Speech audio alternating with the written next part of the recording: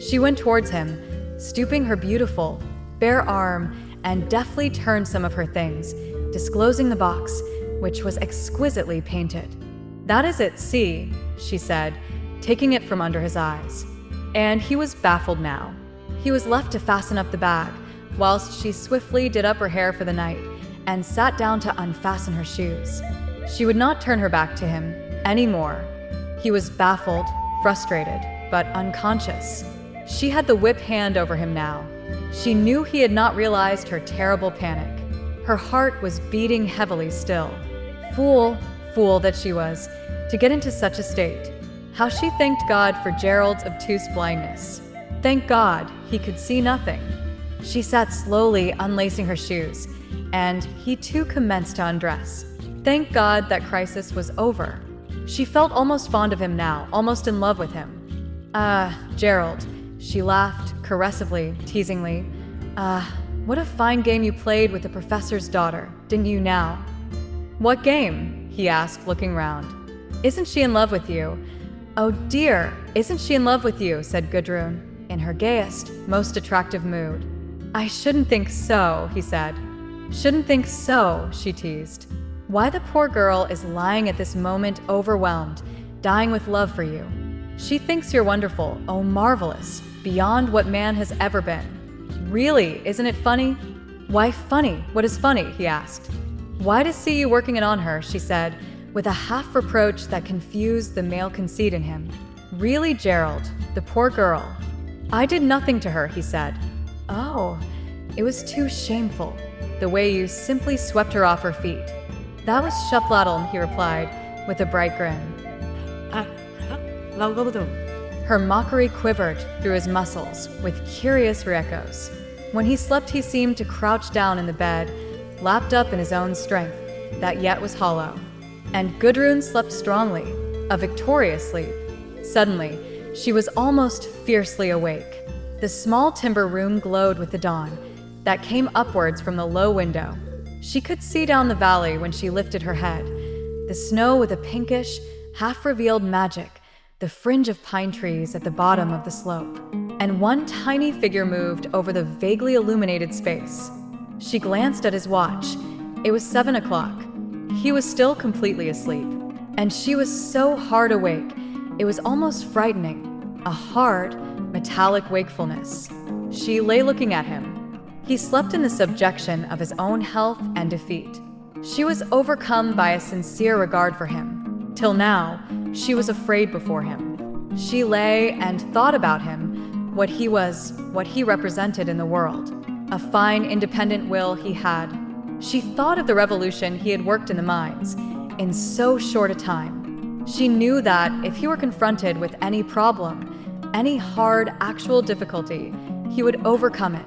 If he laid hold of any idea, he would carry it through.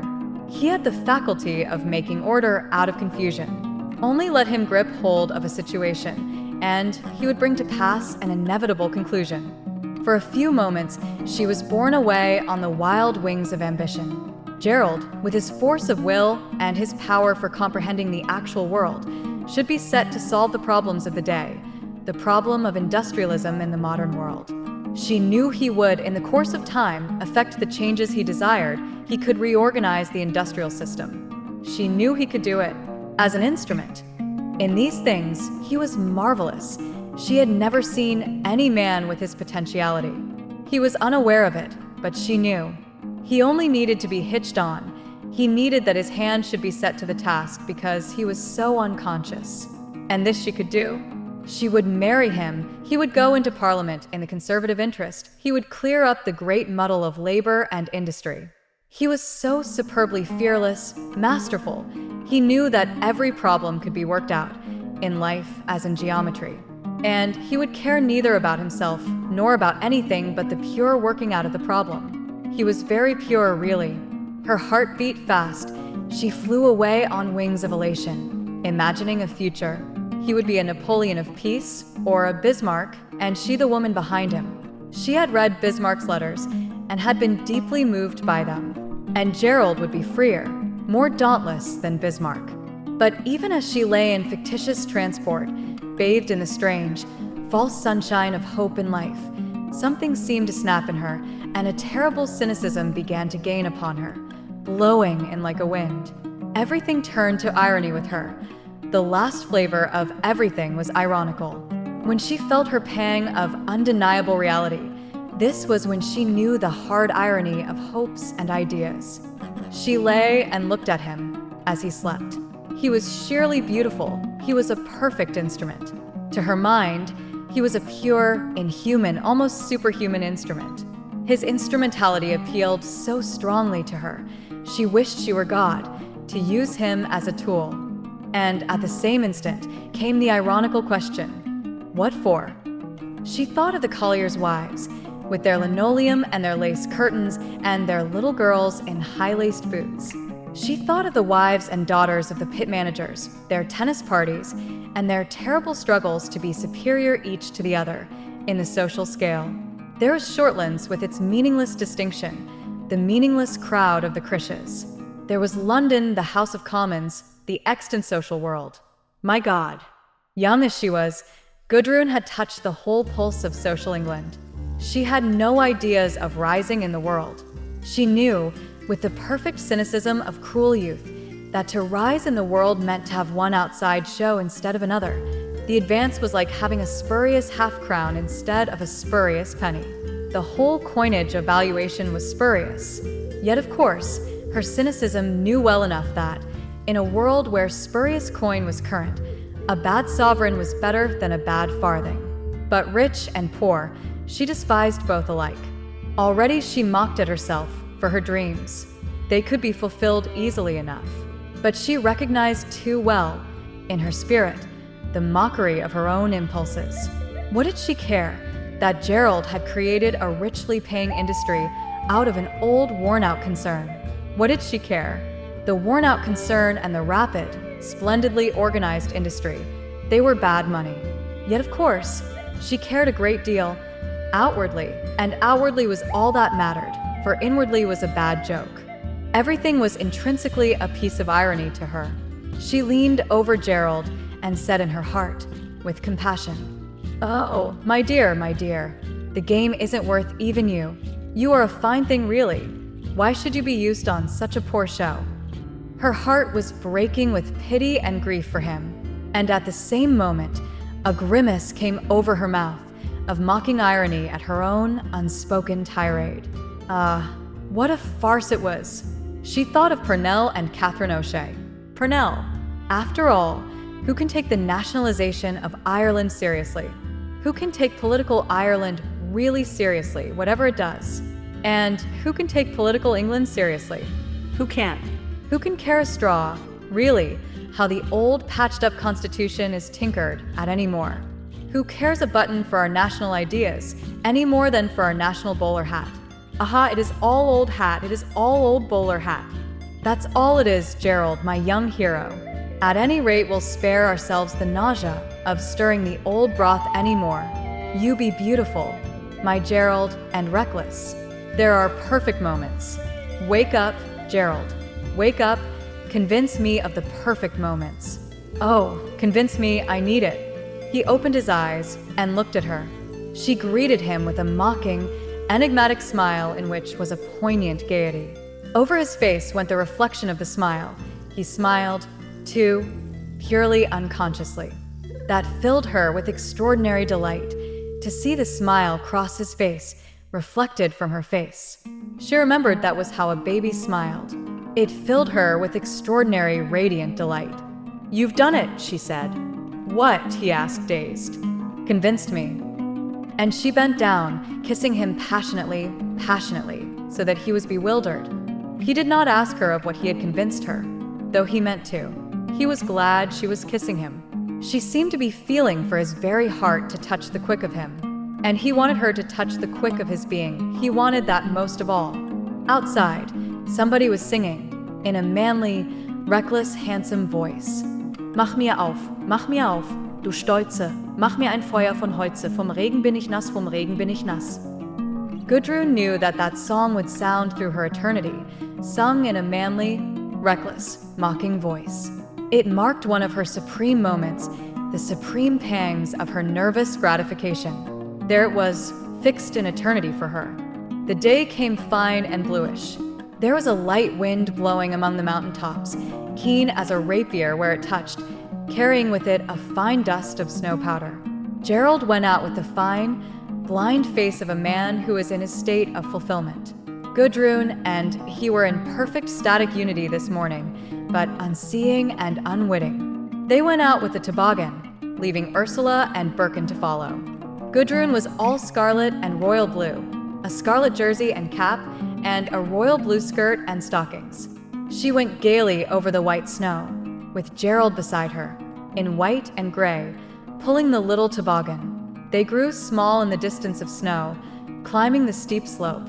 For Gudrun herself, she seemed to pass altogether into the whiteness of the snow. She became a pure, thoughtless crystal.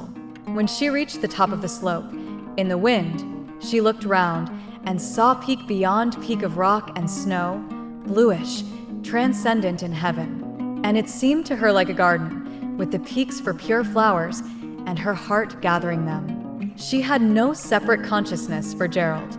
She held on to him as they went shearing down over the keen slope. She felt as if her senses were being whetted on some fine grindstone that was keen as flame. The snow sprinted on either side, like sparks from a blade that is being sharpened. The whiteness round about ran swifter, swifter. In pure flame the white slope flew against her, and she fused like one molten, dancing globule, rushed through a white intensity. Then there was a great swerve at the bottom, when they swung as it were in a fall to earth, in the diminishing motion. They came to rest, but when she rose to her feet, she could not stand. She gave a strange cry, turned and clung to him, sinking her face on his breast, fainting in him. Utter oblivion came over her as she lay for a few moments abandoned against him. "What is it?" he was saying. "Was it too much for you?" But she heard nothing. When she came to, she stood up and looked round, astonished. Her face was white, her eyes brilliant and large. "What is it?" he repeated. "Did it upset you?" She looked at him with her brilliant eyes that seemed to have undergone some transfiguration, and she laughed with a terrible merriment. "No," she cried with triumphant joy. "It was the complete moment of my life." And she looked at him with her dazzling, overweening laughter, like one possessed. A fine blade seemed to enter his heart, but he did not care or take any notice. But they climbed up the slope again, and they flew down through the white flame again, splendidly, splendidly. Gudrun was laughing and flashing, powdered with snow crystals. Gerald worked perfectly. He felt he could guide the toboggan to a hairbreadth. Almost he could make it pierce into the air and right into the very heart of the sky. It seemed to him the flying sledge was but his strength spread out. He had but to move his arms. The motion was his own. They explored the great slopes to find another slide. He felt there must be something better than they had known. And he found what he desired, a perfect long, fierce sweep, shearing past the foot of a rock and into the trees at the base. It was dangerous, he knew, but then he knew also he would direct the sledge between his fingers. The first days passed in an ecstasy of physical motion, sleighing, skiing, skating, moving in an intensity of speed and white light that surpassed life itself and carried the souls of the human beings beyond into an inhuman abstraction of velocity and weight and eternal, frozen snow. Gerald's eyes became hard and strange, and as he went by on his skis, he was more like some powerful, fateful sigh than a man, his muscles elastic in a perfect, soaring trajectory, his body projected in pure flight, mindless, soulless, whirling along one perfect line of force. Luckily, there came a day of snow, when they must all stay indoors. Otherwise, Birkin said, they would all lose their faculties and begin to utter themselves in cries and shrieks, like some strange, unknown species of snow creatures. It happened in the afternoon that Ursula sat in the reunion sail talking to Lurk. The latter had seemed unhappy lately. He was lively and full of mischievous humor, as usual. But Ursula had thought he was sulky about something. His partner, too, the big, fair, good-looking youth, was ill at ease, going about as if he belonged to nowhere and was kept in some sort of subjection, against which he was rebelling. Lurk had hardly talked to Gudrun. His associate, on the other hand, had paid her constantly a soft, over-deferential attention. Gudrun wanted to talk to Lurk. He was a sculptor, and she wanted to hear his view of his art, and his figure attracted her.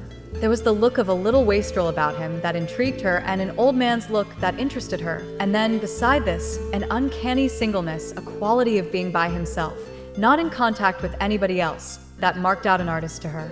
He was a chatterer, a magpie, a maker of mischievous word jokes that were sometimes very clever, but which often were not.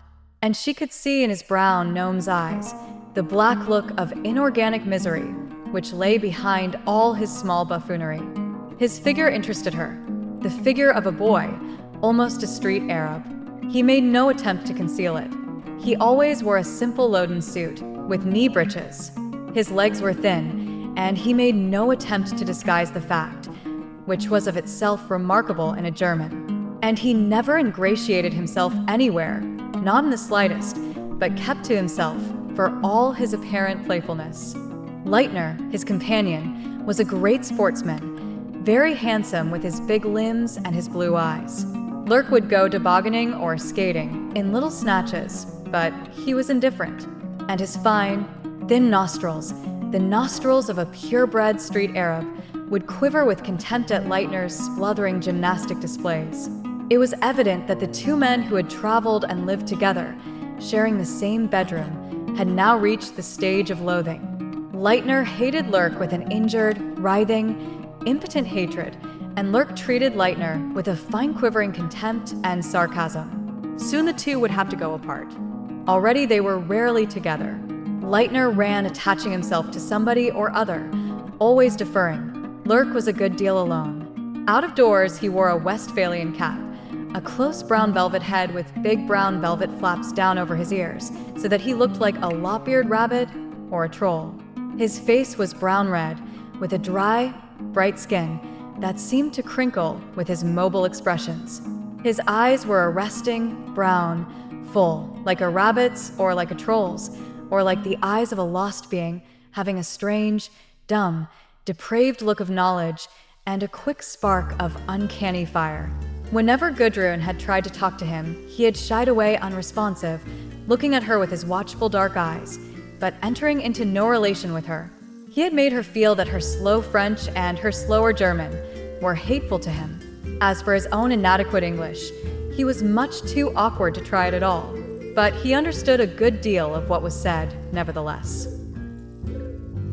And Gudrun, piqued, left him alone. This afternoon, however, she came into the lounge as he was talking to Ursula. His fine, black hair somehow reminded her of a bat, thin as it was on his full, sensitive-looking head and worn away at the temples. He sat hunched up, as if his spirit were bat-like. And Gudrun could see he was making some slow confidence to Ursula, unwilling, a slow, grudging, scanty self-revelation. She went and sat by her sister. He looked at her, then looked away again, as if he took no notice of her. But as a matter of fact, she interested him deeply. "Isn't it interesting, Prune?" said Ursula, turning to her sister. "Her Lurk is doing a great frieze for a factory in Cologne for the outside the street." She looked at him, at his thin, brown, nervous hands that were prehensile and somehow like talons, like griffes, inhuman. "What in?" she asked. "AUS was?" repeated Ursula. "Granite," he replied. It had become immediately a laconic series of question and answer between fellow craftsmen. "What is the relief?" asked Gudrun. "Alto relievo." "And at what height?" It was very interesting to Gudrun to think of his making the great granite frieze for a great granite factory in Cologne. She got from him some notion of the design. It was a representation of a fair, with peasants and artisans in an orgy of enjoyment, drunk and absurd in their modern dress, whirling ridiculously in roundabouts, gaping at shows, kissing and staggering and rolling in knots, swinging in swing boats, and firing down shooting galleries, a frenzy of chaotic motion. There was a swift discussion of technicalities. Gudrun was very much impressed.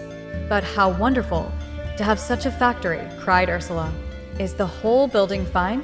"Oh yes," he replied. "The frieze is part of the whole architecture. Yes, it is a colossal thing." Then he seemed to stiffen, shrugged his shoulders, and went on. "Sculpture and architecture must go together. The day for irrelevant statues, as for wall pictures, is over. As a matter of fact, sculpture is always part of an architectural conception.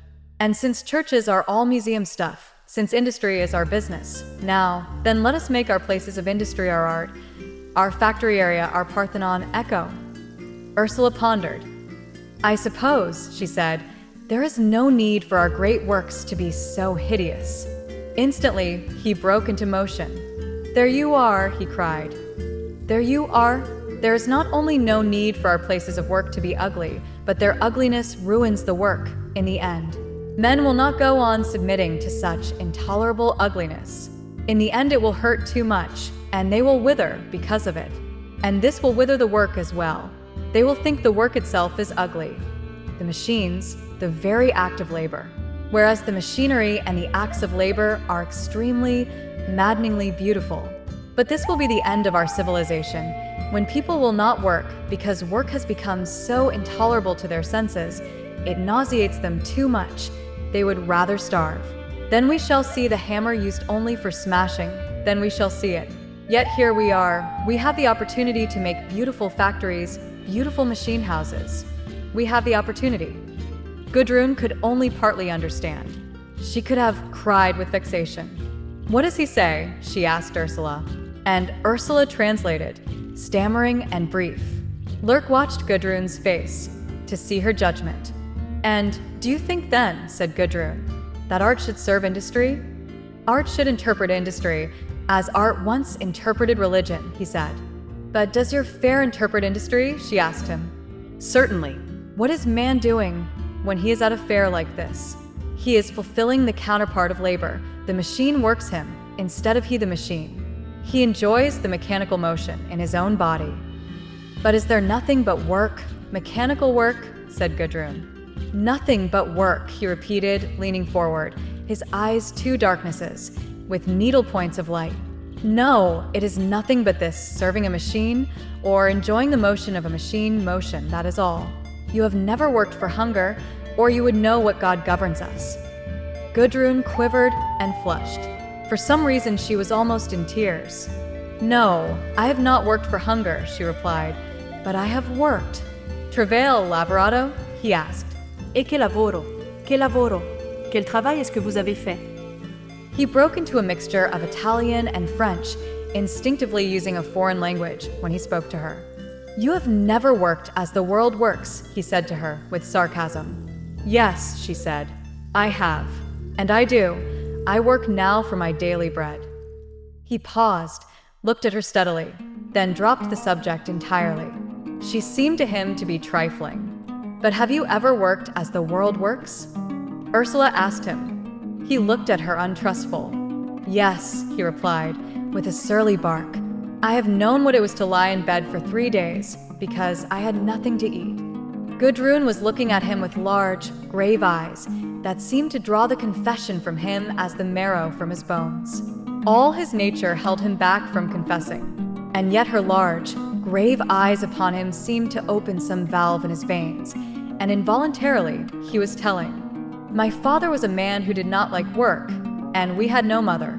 We lived in Austria, Polish Austria. How did we live? Somehow, mostly in a room with 3 other families, one set in each corner, and the WC in the middle of the room, a pan with a plank on it. I had 2 brothers and a sister, and there might be a woman with my father. He was a free being in his way, would fight with any man in the town, a garrison town, and was a little man too. But he wouldn't work for anybody, set his heart against it, and wouldn't." "And how did you live then?" asked Ursula. He looked at her, then suddenly at Gudrun. "Do you understand?" he asked. "Enough," she replied. Their eyes met for a moment. Then he looked away. He would say no more. "And how did you become a sculptor?" asked Ursula. "How did I become a sculptor?" He paused. "Dunque," he resumed, in a changed manner and beginning to speak French. "I became old enough. I used to steal from the marketplace. Later I went to work, imprinted the stamp on clay bottles, before they were baked. It was an earthenware bottle factory. There I began making models. One day, I had had enough.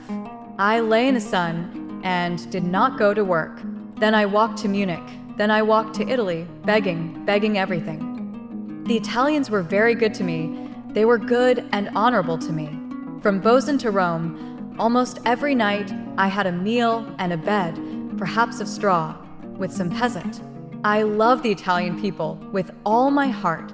Dunque, adesso, main tenant, I earn £1,000 in a year, or I earn 2,000. He looked down at the ground, his voice tailing off into silence.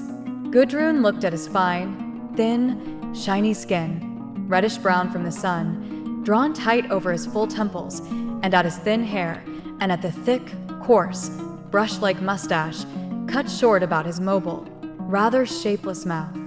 "How old are you?" she asked. He looked up at her with his full, elfin eyes startled. "We alt," he repeated, and he hesitated. It was evidently one of his reticencies. "How old are you?" he replied, without answering. "I am 26, she answered. 26, he repeated, looking into her eyes. He paused. Then he said, Und Ihr Herr Gemahl, wie alt ist er? "Who?" asked Gudrun. "Your husband," said Ursula, with a certain irony. "I haven't got a husband," said Gudrun in English.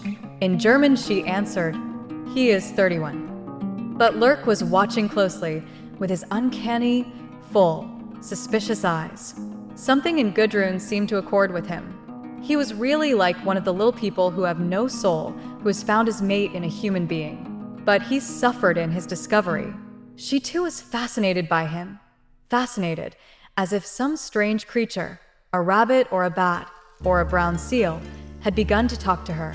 But also, she knew what he was unconscious of, his tremendous power of understanding, of apprehending her living motion. He did not know his own power. He did not know how, with his full, submerged, watchful eyes, he could look into her and see her, what she was, see her secrets. He would only want her to be herself. He knew her verily, with a subconscious, sinister knowledge, devoid of illusions and hopes. To Gudrun, there was in Lurk the rock bottom of all life. Everybody else had their illusion, must have their illusion, their before and after. But he, with a perfect stoicism, did without any before and after, dispensed with all illusion. He did not deceive himself in the last issue. In the last issue, he cared about nothing, he was troubled about nothing, he made not the slightest attempt to be at one with anything. He existed a pure, unconnected will, stoical and momentaneous. There was only his work. It was curious, too, how his poverty, the degradation of his earlier life, attracted her. There was something insipid and tasteless to her in the idea of a gentleman, a man who had gone the usual course through school and university. A certain violent sympathy, however, came up in her for this mud child. He seemed to be the very stuff of the underworld of life. There was no going beyond him. Ursula, too, was attracted by Lurk. In both sisters, he commanded a certain homage. But there were moments when to Ursula he seemed indescribably inferior, false, a vulgarism. Both Birkin and Gerald disliked him, Gerald ignoring him with some contempt, Birkin exasperated. What do the women find so impressive in that little brat? Gerald asked. God alone knows, replied Birkin, unless it's some sort of appeal he makes to them, which flatters them and has such a power over them. Gerald looked up in surprise. Does he make an appeal to them? He asked. Oh yes, replied Birkin. He is the perfectly subjected being, existing almost like a criminal, and the women rush towards that, like a current of air towards a vacuum. Funny they should rush to that, said Gerald. Makes one mad, too, said Birkin. But he has the fascination of pity and repulsion for them, a little obscene monster of the darkness that he is.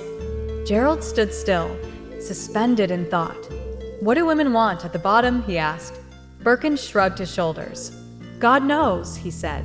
Some satisfaction in basic repulsion, it seems to me. They seem to creep down some ghastly tunnel of darkness and will never be satisfied till they've come to the end. Gerald looked out into the mist of fine snow that was blowing by. Everywhere was blind today, horribly blind. And "What is the end?" he asked. Birkin shook his head. "I've not got there yet, so I don't know. Ask Lurk, he's pretty near. He is a good many stages further than either you or I can go." "Yes, but stages further in what?" cried Gerald, irritated. Birkin sighed and gathered his brows into a knot of anger. "Stages further in social hatred," he said. "He lives like a rat in the river of corruption, just where it falls over into the bottomless pit. He's further on than we are. He hates the ideal more acutely. He hates the ideal utterly, yet it still dominates him. I expect he is a Jew or part Jewish." "Probably," said Gerald. "He is a gnawing little negation, gnawing at the roots of life." "But why does anybody care about him?" cried Gerald.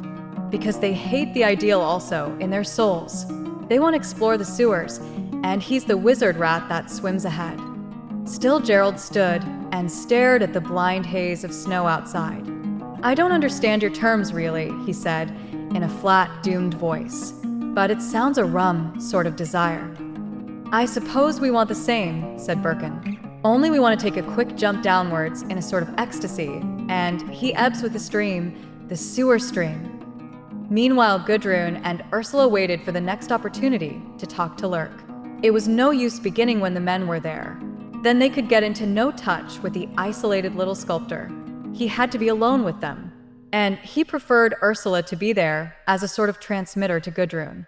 "Do you do nothing but architectural sculpture?" Gudrun asked him one evening. "Not now," he replied. "I have done all sorts, except portraits. I never did portraits, but other things." "What kind of things?" asked Gudrun. He paused a moment, then rose, and went out of the room. He returned almost immediately with a little roll of paper, which he handed to her. She unrolled it. It was a photogravure reproduction of a statuette, signed F. Lurk. "That is quite an early thing, not mechanical," he said, "more popular." The statuette was of a naked girl, small, finely made, sitting on a great naked horse. The girl was young and tender, a mere bud. She was sitting sideways on the horse, her face in her hands, as if in shame and grief, in a little abandon. Her hair, which was short and must be flaxen, fell forward, divided, half covering her hands. Her limbs were young and tender. Her legs, scarcely formed yet, the legs of a maiden just passing towards cruel womanhood, dangled childishly over the side of the powerful horse, pathetically, the small feet folded one over the other, as if to hide. But there was no hiding. There she was exposed naked on the naked flank of the horse. The horse stood stock still, stretched in a kind of start. It was a massive, magnificent stallion, rigid with pent-up power. Its neck was arched and terrible, like a sickle. Its flanks were pressed back, rigid with power. Gudrun went pale, and a darkness came over her eyes, like shame. She looked up with a certain supplication, almost slave-like. He glanced at her and jerked his head a little. "How big is it?" she asked in a toneless voice, persisting in appearing casual and unaffected. "How big?" he replied, glancing again at her. Without pedestal so high, he measured with his hand. With pedestal, so. He looked at her steadily. There was a little brusque, turgid contempt for her in his swift gesture, and she seemed to cringe a little. "And what is it done in?" she asked, throwing back her head and looking at him with affected coldness. He still gazed at her steadily, and his dominance was not shaken. "Bronze, green bronze." "Green bronze," repeated Gudrun, coldly accepting his challenge. She was thinking of the slender, immature, tender limbs of the girl, smooth and cold in green bronze. "Yes, beautiful," she murmured, looking up at him with a certain dark homage. He closed his eyes and looked aside, triumphant. "Why?" said Ursula. "Did you make the horse so stiff?" "It is as stiff as a block." "Stiff," he repeated, in arms at once. "Yes. Look how stock and stupid and brutal it is. Horses are sensitive, quite delicate and sensitive, really." He raised his shoulders, spread his hands in a shrug of slow indifference, as much as to inform her she was an amateur and an impertinent nobody. "Whiston see," he said, with an insulting patience and condescension in his voice. That horse is a certain form, part of a whole form. It is part of a work of art, a piece of form. It is not a picture of a friendly horse to which you give a lump of sugar. Do you see? It is part of a work of art. It has no relation to anything outside that work of art. Ursula, angry at being treated quite so insultingly de haute en basse, from the height of esoteric art to the depth of general exoteric amateurism, replied, hotly, flushing and lifting her face. But it is a picture of a horse, nevertheless. He lifted his shoulders in another shrug. As you like, it is not a picture of a cow, certainly. Here Gudrun broke in, flushed and brilliant, anxious to avoid any more of this, any more of Ursula's foolish persistence in giving herself away. What do you mean by it is a picture of a horse? She cried at her sister. What do you mean by a horse? You mean an idea you have in your head and which you want to see represented. There is another idea altogether, quite another idea. Call it a horse if you like, or say it is not a horse. I have just as much right to say that your horse isn't a horse, that it is a falsity of your own makeup. Ursula wavered, baffled. Then her words came. But why does he have this idea of a horse? She said. I know it is his idea. I know it is a picture of himself, really. Lurk snorted with rage. A picture of myself, he repeated in derision. Wissen sie, gnädige Frau. That is a Kunstwerk, a work of art. It is a work of art. It is a picture of nothing, of absolutely nothing. It has nothing to do with anything but itself. It has no relation with the everyday world of this and other. There is no connection between them, absolutely none. They are two different and distinct planes of existence, and to translate one into the other is worse than foolish. It is a darkening of all counsel, a making confusion everywhere. Do you see? You must not confuse the relative work of action with the absolute world of art. That you must not do. That is quite true, cried Gudrun, let loose in a sort of rhapsody. The two things are quite and permanently apart. They have nothing to do with one another. I and my art, they have nothing to do with each other. My art stands in another world. I am in this world. Her face was flushed and transfigured. Lurk, who was sitting with his head ducked, like some creature at bay, looked up at her swiftly, almost furtively, and murmured, Ja, so ist es, so ist es. Ursula was silent after this outburst. She was furious. She wanted to poke a hole into them both. It isn't a word of it true. Of all this harangue you have made me, she replied flatly. The horse is a picture of your own stock, stupid brutality, and the girl was a girl you loved and tortured, and then ignored. He looked up at her with a small smile of contempt in his eyes. He would not trouble to answer this last charge. Gudrun, too, was silent in exasperated contempt. Ursula was such an insufferable outsider, rushing in where angels would fear to tread. But then, fools must be suffered, if not gladly. But Ursula was persistent too. As for your world of art and your world of reality, she replied, you have to separate the two, because you can't bear to know what you are. You can't bear to realize what a stock, stiff, hidebound brutality you are really, so you say, it's the world of art. The world of art is only the truth about the real world. That's all, but you are too far gone to see it. She was white and trembling, intent. Gudrun and Lurk sat in stiff dislike of her. Gerald, too, who had come up in the beginning of the speech, stood looking at her in complete disapproval and opposition. He felt she was undignified. She put a sort of vulgarity over the esotericism, which gave man his last distinction. He joined his forces with the other two. They all three wanted her to go away, but she sat on in silence, her soul weeping, throbbing violently, her fingers twisting her handkerchief. The others maintained a dead silence, letting the display of Ursula's obtrusiveness pass by. Then Gudrun asked, in a voice that was quite cool and casual, as if resuming a casual conversation, was the girl a model? Nein, sie war kein Modell. Sie war eine kleine Malschülerin. An art student, replied Gudrun, and how the situation revealed itself to her. She saw the girl art student, unformed and of pernicious recklessness, too young, her straight flaxen hair cut short, hanging just into her neck, curving inward slightly because it was rather thick, and Lurk, the well-known master sculptor, and the girl, probably well brought up and of good family, thinking herself so great to be his mistress. Oh, how well she knew the common callousness of it all. Dresden, Paris, or London, what did it matter? She knew it. Where is she now? Ursula asked. Lurk raised his shoulders to convey his complete ignorance and indifference. That is already 6 years ago, he said. She will be 23 years old, no more good. Gerald had picked up the picture and was looking at it. It attracted him also. He saw on the pedestal that the piece was called Lady Godiva. But this isn't Lady Godiva, he said, smiling good-humoredly. She was the middle-aged wife of some earl or other, who covered herself with her long hair. Allah Maud Allen, said Gudrun with a mocking grimace. Why Maud Allen? He replied. Isn't it so? I always thought the legend was that. Yes, Gerald dear, I'm quite sure you've got the legend perfectly. She was laughing at him with a little mock caress of contempt. To be sure, I'd rather see the woman than the hair, he laughed in return. Wouldn't you just? Mocked Gudrun. Ursula rose and went away, leaving the three together. Gudrun took the picture again from Gerald and sat looking at it closely.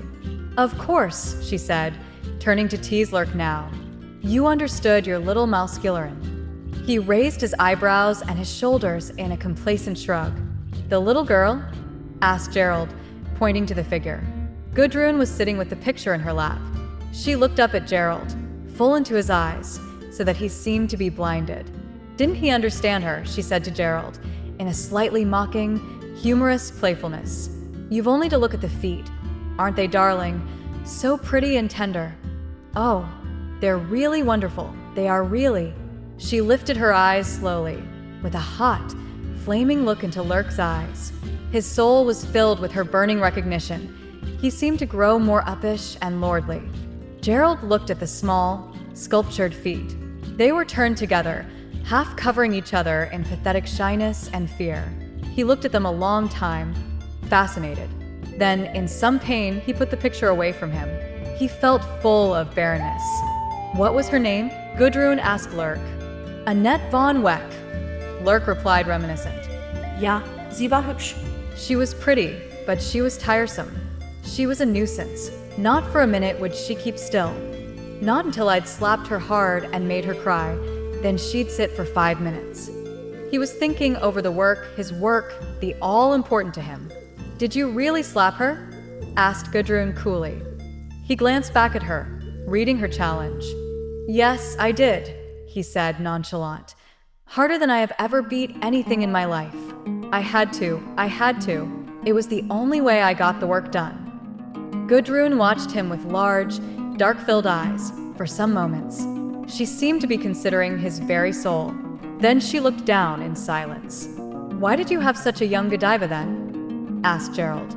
She is so small besides on the horse, not big enough for it, such a child. A queer spasm went over Lurk's face. Yes, he said. I don't like them any bigger, any older. Then they are beautiful at 16, 17, 18. After that, they're no use to me. There was a moment's pause. Why not? Asked Gerald. Lurk shrugged his shoulders.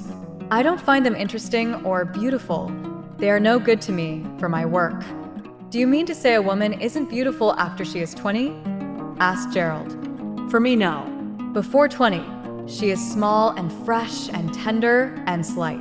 After that, let her be what she likes. She has nothing for me. The Venus of Milo is a bourgeoise, so are they all. And you don't care for women at all after 20? Asked Gerald. They are no good to me. They are of no use in my art, Lurk repeated impatiently.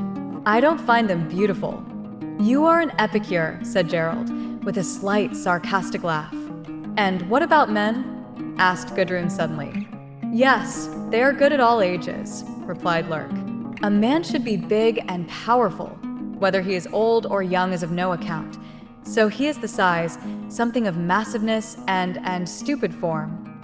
Ursula went out alone into the world of pure, new snow. But the dazzling whiteness seemed to beat upon her till it hurt her. She felt the cold was slowly strangling her soul.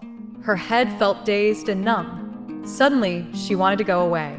It occurred to her, like a miracle, that she might go away into another world.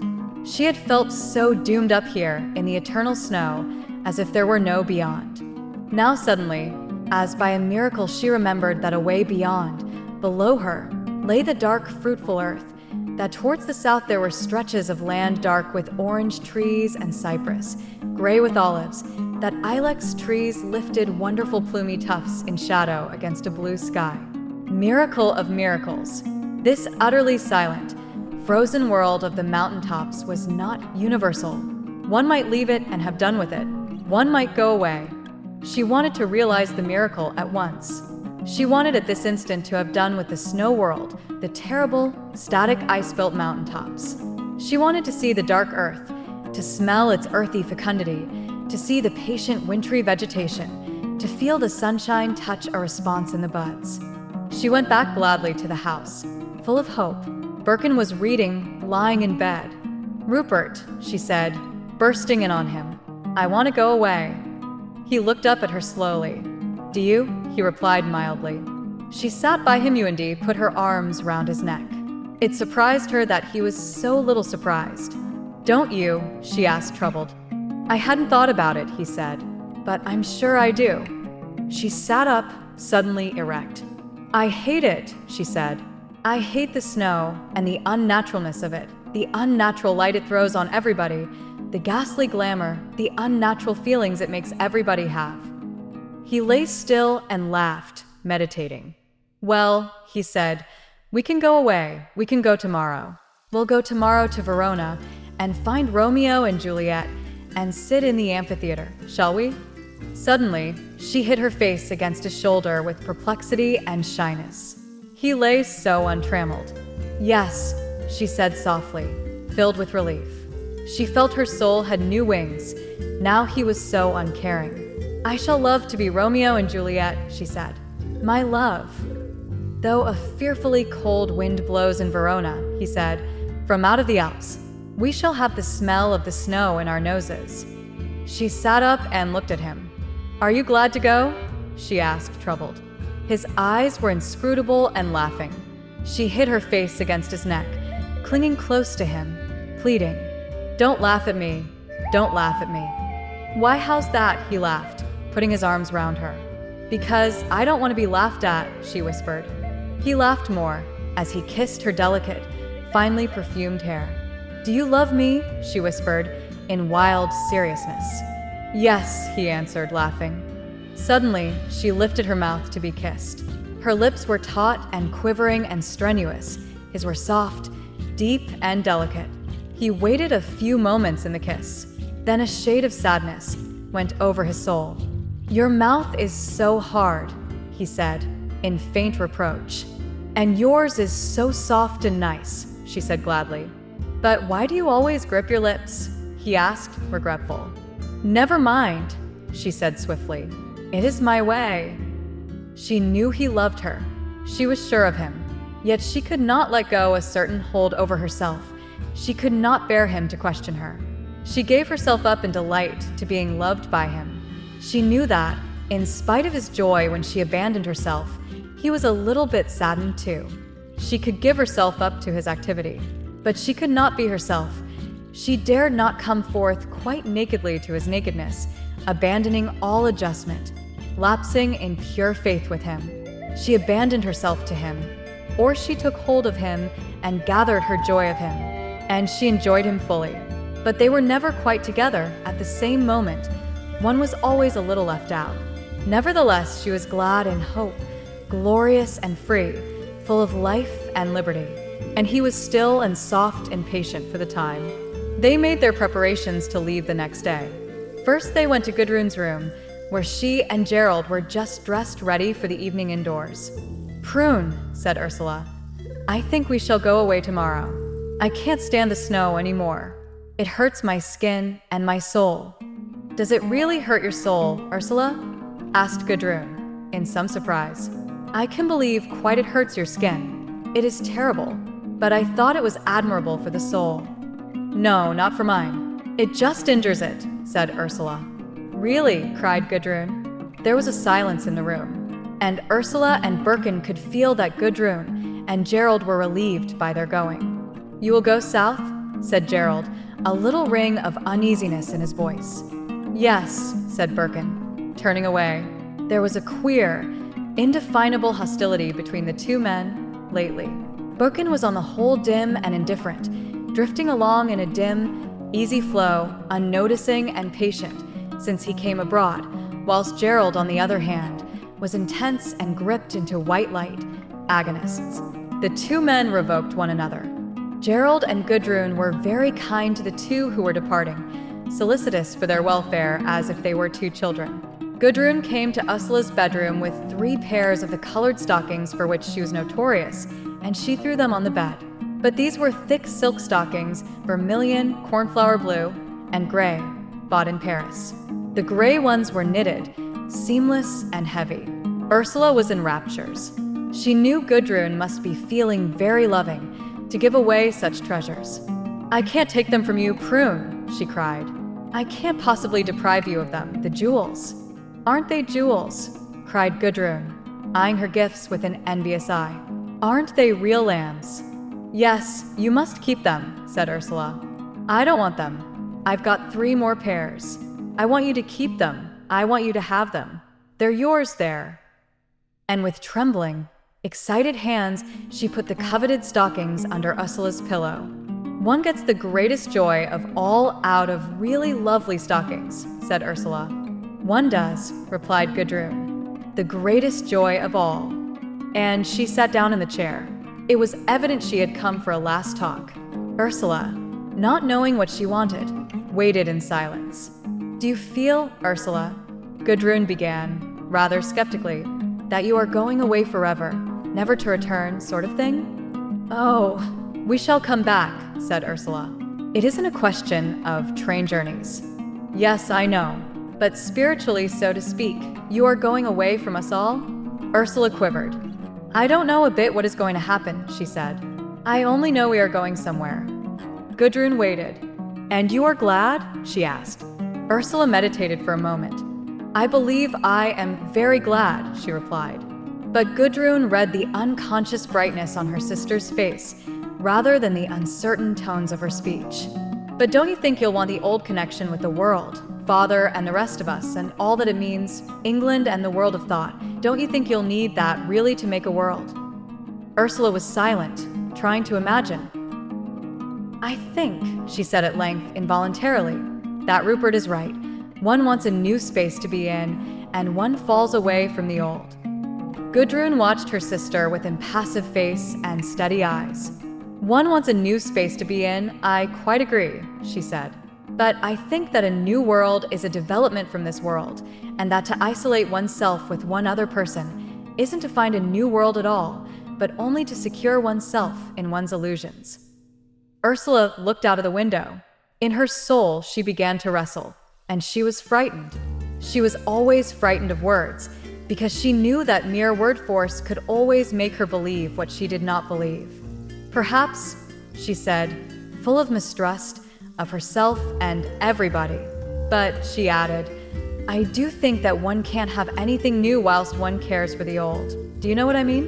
Even fighting the old is belonging to it. I know, one is tempted to stop with the world, just to fight it, but then it isn't worth it." Gudrun considered herself. "Yes," she said, "in a way, one is of the world if one lives in it. But isn't it really an illusion to think you can get out of it? After all, a cottage in the Abruzzi, or wherever it may be, isn't a new world. No, the only thing to do with the world is to see it through." Ursula looked away. She was so frightened of argument. "But there can be something else, can't there?" she said. "One can see it through in one's soul, long enough before it sees itself through in actuality. And then, when one has seen one's soul, one is something else." "Can one see it through in one's soul?" asked Gudrun. "If you mean that you can see to the end of what will happen, I don't agree. I really can't agree. And anyhow, you can't suddenly fly off onto a new planet because you think you can see to the end of this."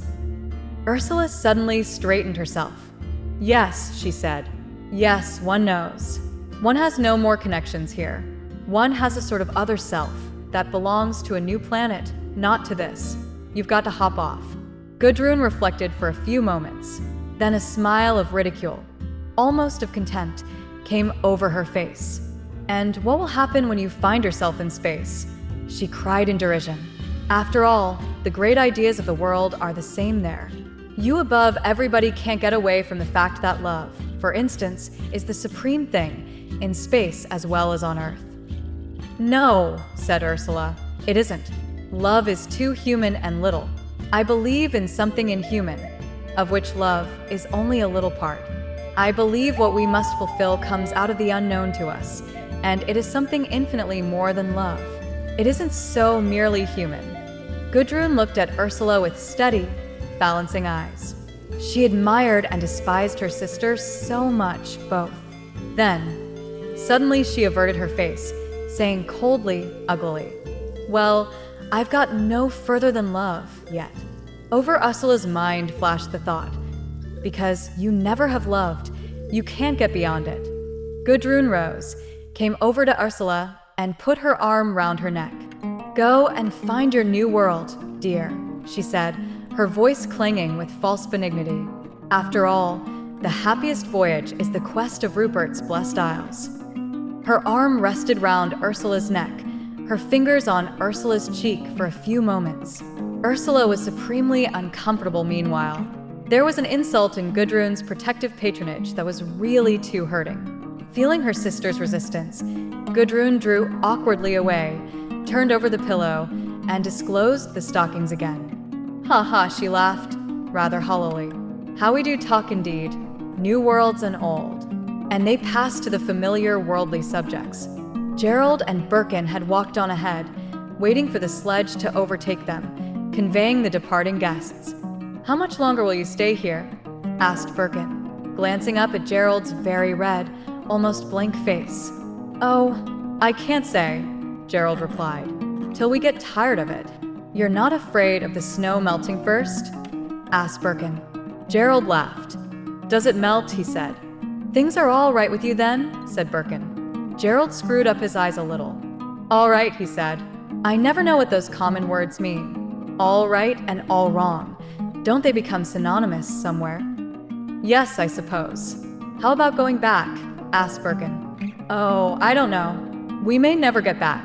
"I don't look before and after," said Gerald.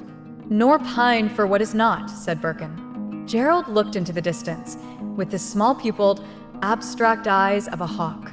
"No, there's something final about this. And Gudrun seems like the end to me. I don't know, but she seems so soft, her skin like silk, her arms heavy and soft. And it withers my consciousness. Somehow, it burns the pith of my mind." He went on a few paces, staring ahead, his eyes fixed, looking like a mask used in ghastly religions of the barbarians. "It blasts your soul's eye," he said, "and leaves you sightless. Yet you want to be sightless, you want to be blasted, you don't want it any different." He was speaking as if in a trance, verbal and blank. Then suddenly he braced himself up with a kind of rhapsody and looked at Birkin with vindictive, cowed eyes, saying, "Do you know what it is to suffer when you are with a woman? She's so beautiful, so perfect, you find her so good. It tears you like a silk, and every stroke and bit cuts hot. Huh? That perfection. When you blast yourself, you blast yourself." And then he stopped on the snow and suddenly opened his clenched hands. "It's nothing. Your brain might have gone charred as rags," and he looked round into the air with a queer histrionic movement. "It's blasting. You understand what I mean. It is a great experience, something final, and then you're shriveled as if struck by electricity." He walked on in silence. It seemed like bragging, but like a man in extremity bragging truthfully. "Of course," he resumed, "I would not have had it. It's a complete experience. And she's a wonderful woman. But how I hate her somewhere. It's curious." Birkin looked at him, at his strange, scarcely conscious face. Gerald seemed blank before his own words. "But you've had enough now," said Birkin. "You have had your experience. Why work on an old wound?" "Oh," said Gerald, "I don't know. It's not finished." And the two walked on. "I've loved you," As well as Gudrun, don't forget, said Birkin bitterly. Gerald looked at him strangely, abstractedly.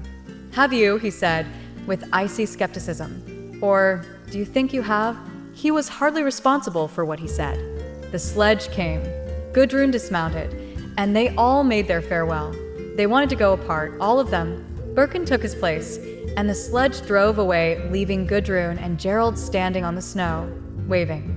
Something froze Birkin's heart, seeing them standing there in the isolation of the snow, growing smaller and more isolated. X, snowed up. When Ursula and Birkin were gone, Gudrun felt herself free in her contest with Gerald. As they grew more used to each other, he seemed to press upon her more and more. At first she could manage him, so that her own will was always left free. But very soon, he began to ignore her female tactics. He dropped his respect for her whims and her privacies. He began to exert his own will blindly, without submitting to hers. Already a vital conflict had set in, which frightened them both. But he was alone, whilst already she had begun to cast round for external resource. When Ursula had gone, Gudrun felt her own existence had become stark and elemental. She went and crouched alone in her bedroom, looking out of the window at the big, flashing stars. In front was the faint shadow of the mountain knot. That was the pivot. She felt strange and inevitable, as if she were centered upon the pivot of all existence. There was no further reality. Presently, Gerald opened the door. She knew he would not be long before he came. She was rarely alone. He pressed upon her like a frost, deadening her. "Are you alone in the dark?" he said. And she could tell by his tone he resented it. He resented this isolation she had drawn round herself. Yet, feeling static and inevitable, she was kind towards him. "Would you like to light the candle?" she asked. He did not answer, but came and stood behind her in the darkness. "Look," she said, "at that lovely star up there. Do you know its name?" He crouched beside her to look through the low window. "No," he said. "It is very fine." "Isn't it beautiful? Do you notice how it darts different colored fires? It flashes really superbly." They remained in silence. With a mute, heavy gesture, she put her hand on his knee and took his hand. "Are you regretting Ursula?" he asked. "No, not at all," she said. Then, in a slow mood, she asked, "How much do you love me?" He stiffened himself further against her. "How much do you think I do?" he asked. "I don't know," she replied. "But what is your opinion?" he asked. There was a pause. At length, in the darkness, came her voice, hard and indifferent. "Very little indeed," she said coldly, almost flippant. His heart went icy at the sound of her voice. "Why don't I love you?" he asked, as if admitting the truth of her accusation, yet hating her for it. "I don't know why you don't. I've been good to you. You were in a fearful state when you came to me." Her heart was beating to suffocate her, yet she was strong and unrelenting. "When was I in a fearful state?" he asked. "When you first came to me. I had to take pity on you, but it was never love." It was that statement, "it was never love," which sounded in his ears with madness.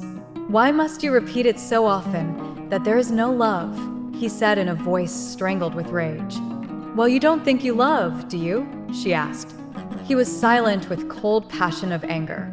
"You don't think you can love me, do you?" she repeated almost with a sneer. "No," he said. "You know you never have loved me, don't you?" "I don't know what you mean by the word love," he replied. "Yes, you do. You know all right that you have never loved me. Have you, do you think?" "No," he said, prompted by some barren spirit of truthfulness and obstinacy. "And you never will love me," she said finally, "will you?" There was a diabolic coldness in her, too much to bear. "No," he said. "Then," she replied, "what have you against me?" He was silent and cold, frightened rage and despair. "If only I could kill her," his heart was whispering repeatedly. "If only I could kill her, I should be free." It seemed to him that death was the only severing of this Gordian knot. "Why do you torture me?" he said. She flung her arms round his neck. I don't want to torture you," she said pityingly, as if she were comforting a child. The impertinence made his veins go cold. He was insensible. She held her arms round his neck in a triumph of pity, and her pity for him was as cold as stone. Its deepest motive was hate of him and fear of his power over her, which she must always counterfoil. "Say you love me," she pleaded. "Say you will love me forever. Won't you, won't you?" But it was her voice only that coaxed him. Her senses were entirely apart from him, cold and destructive of him. It was her overbearing will that insisted. "Won't you say you'll love me always?" she coaxed. "Say it, even if it isn't true. Say it, Gerald, do." "I will love you always," he repeated in real agony, forcing the words out. She gave him a quick kiss. "Fancy your actually having said it," she said with a touch of raillery.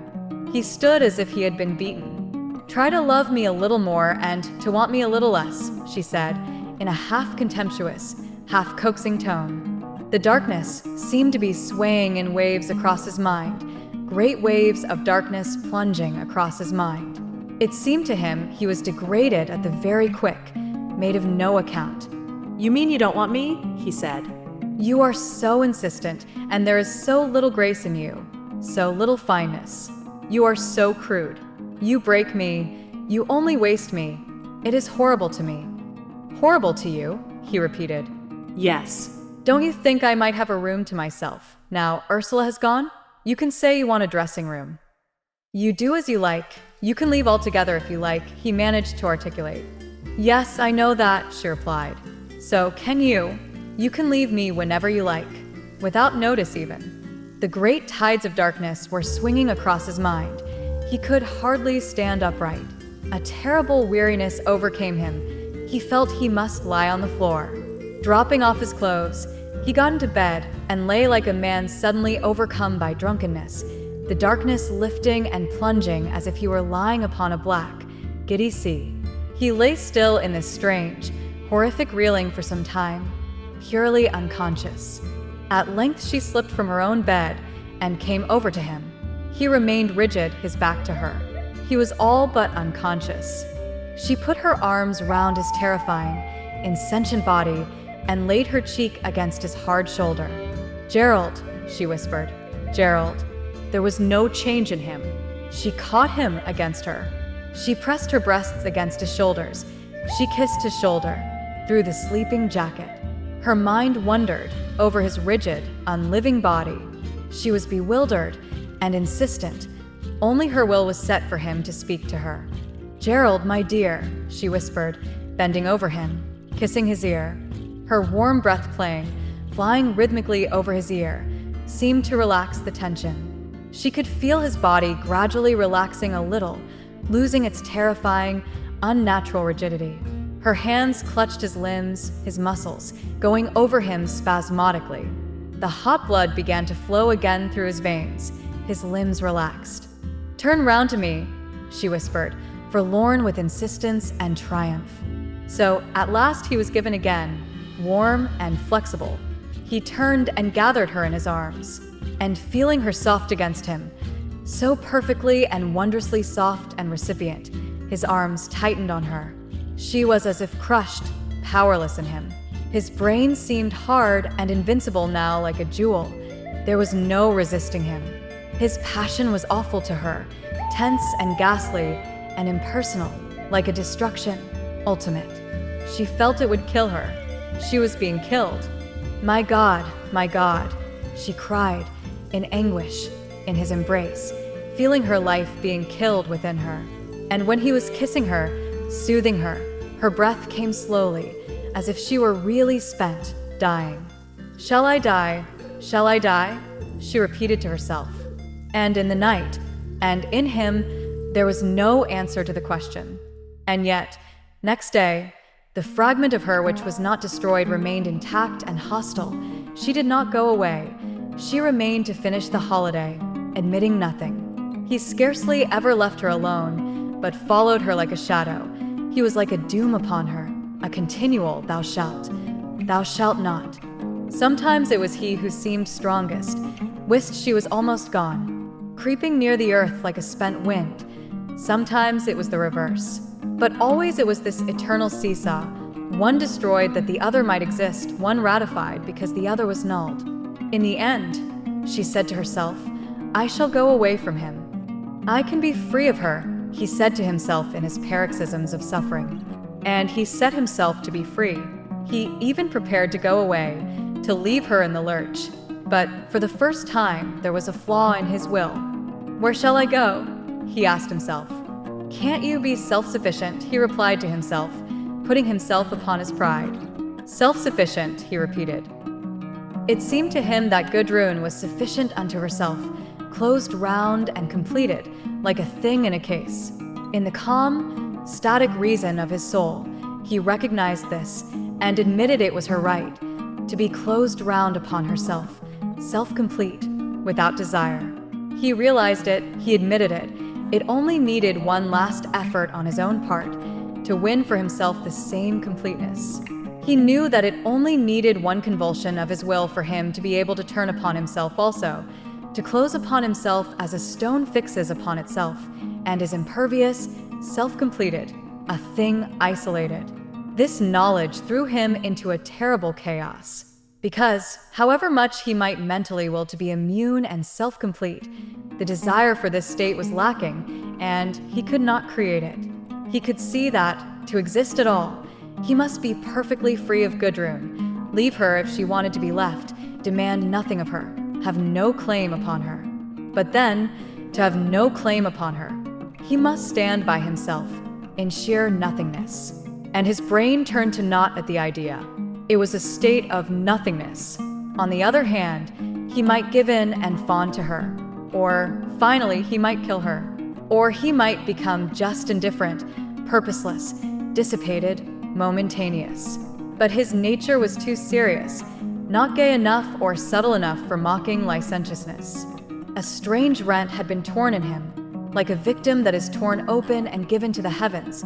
So he had been torn apart and given to Gudrun. How should he close again? This wound, this strange, infinitely sensitive opening of his soul, where he was exposed, like an open flower, to all the universe, and in which he was given to his complement.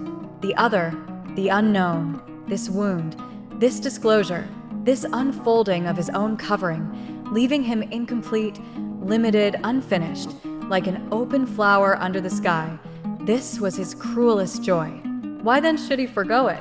Why should he close up and become impervious, immune, like a partial thing in a sheath, when he had broken forth, like a seed that is germinated, to issue forth in being, embracing the unrealized heavens? He would keep the unfinished bliss of his own yearning even through the torture she inflicted upon him. A strange obstinacy possessed him. He would not go away from her whatever she said or did. A strange, deathly yearning carried him along with her. She was the determinating influence of his very being. Though she treated him with contempt, repeated rebuffs, and denials, still he would never be gone, since in being near her, even, he felt the quickening, the going forth in him, the release, the knowledge of his own limitation and the magic of the promise, as well as the mystery of his own destruction and annihilation. She tortured the open heart of him even as he turned to her, and she was tortured herself. It may have been her will was stronger.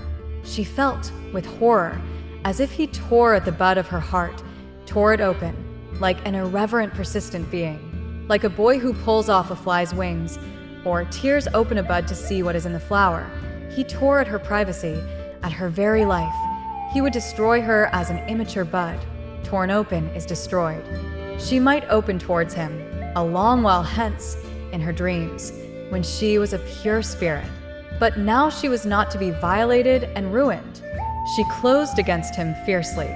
They climbed together, at evening, up the high slope, to see the sunset. In the finely breathing, keen wind they stood and watched the yellow sun sink in crimson and disappear. Then in the east the peaks and ridges glowed with living rose, incandescent like immortal flowers against a brown-purple sky, a miracle, whilst down below the world was a bluish shadow, and above, like an annunciation, hovered a rosy transport in midair.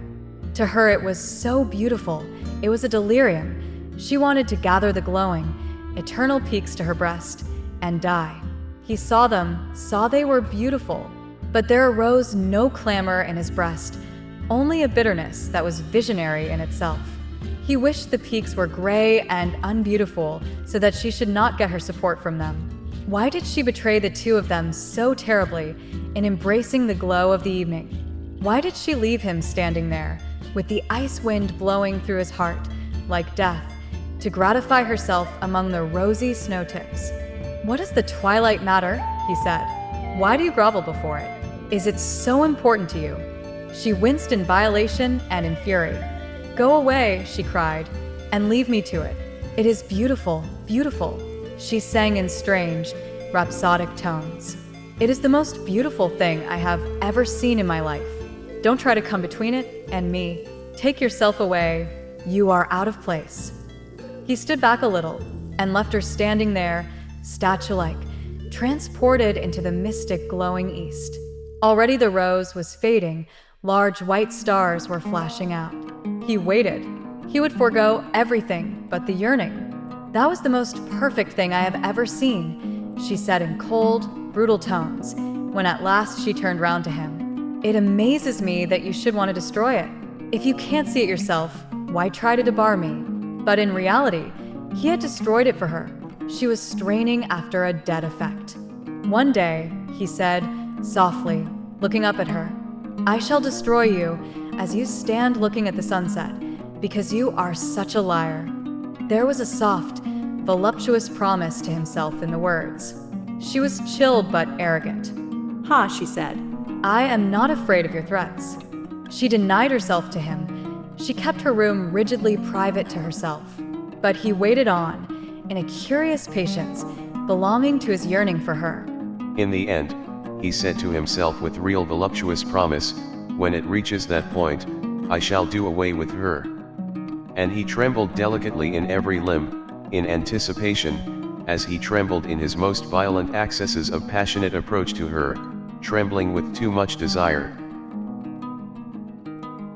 She had a curious sort of allegiance with Lurk, all the while, now, something insidious and traitorous.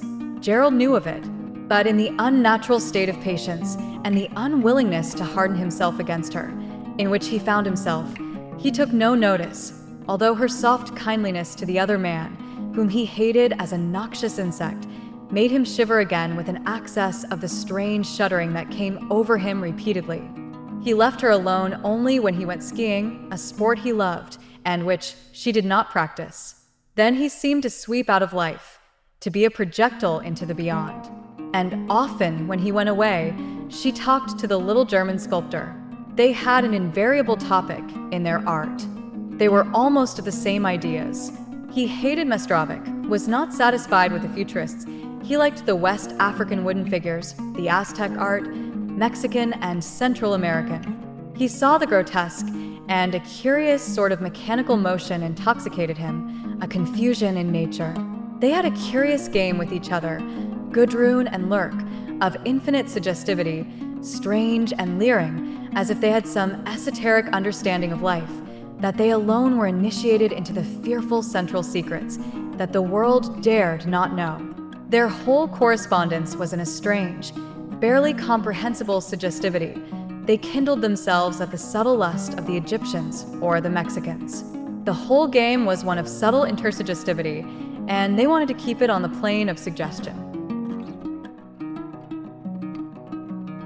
From their verbal and physical nuances, they got the highest satisfaction in the nerves from a queer interchange of half-suggested ideas, looks, expressions, and gestures, which were quite intolerable, though incomprehensible, to Gerald. He had no terms in which to think of their commerce. His terms were much too gross. The suggestion of primitive art was their refuge, and the inner mysteries of sensation their object of worship. Art and life were to them the reality and the unreality. "Of course," said Gudrun, "life doesn't really matter. It is one's art which is central. What one does in one's life has peu de rapport, it doesn't signify much." "Yes, that is so." "Exactly," replied the sculptor. "What one does in one's art, that is the breath of one's being. What one does in one's life, that is a bagatelle for the outsiders to fuss about." It was curious what a sense of elation and freedom Gudrun found in this communication. She felt established forever. Of course, Gerald was bagatelle. Love was one of the temporal things in her life, except insofar as she was an artist. She thought of Cleopatra. Cleopatra must have been an artist. She reaped the essential from a man. She harvested the ultimate sensation and threw away the husk. And Mary Stuart and the great Rachel, panting with her lovers after the theater. These were the exoteric exponents of love. After all, what was the lover but fuel for the transport of this subtle knowledge for a female art, the art of pure, perfect knowledge in sensuous understanding? One evening, Gerald was arguing with Lurk about Italy and Tripoli. The Englishman was in a strange, inflammable state. The German was excited. It was a contest of words, but it meant a conflict of spirit between the two men. And all the while Gudrun could see in Gerald an arrogant English contempt for a foreigner. Although Gerald was quivering, his eyes flashing, his face flushed, in his argument there was a brusqueness, a savage contempt in his manner, that made Gudrun's blood flare up and made Lurk keen and mortified. For Gerald came down like a sledgehammer with his assertions. Anything the little German said was merely contemptible rubbish. At last Lurk turned to Gudrun, raising his hands in helpless irony, a shrug of ironical dismissal, something appealing and childlike. Sehen Sie, gnädige Frau, he begann. Bitte sagen Sie nicht immer gnädige Frau.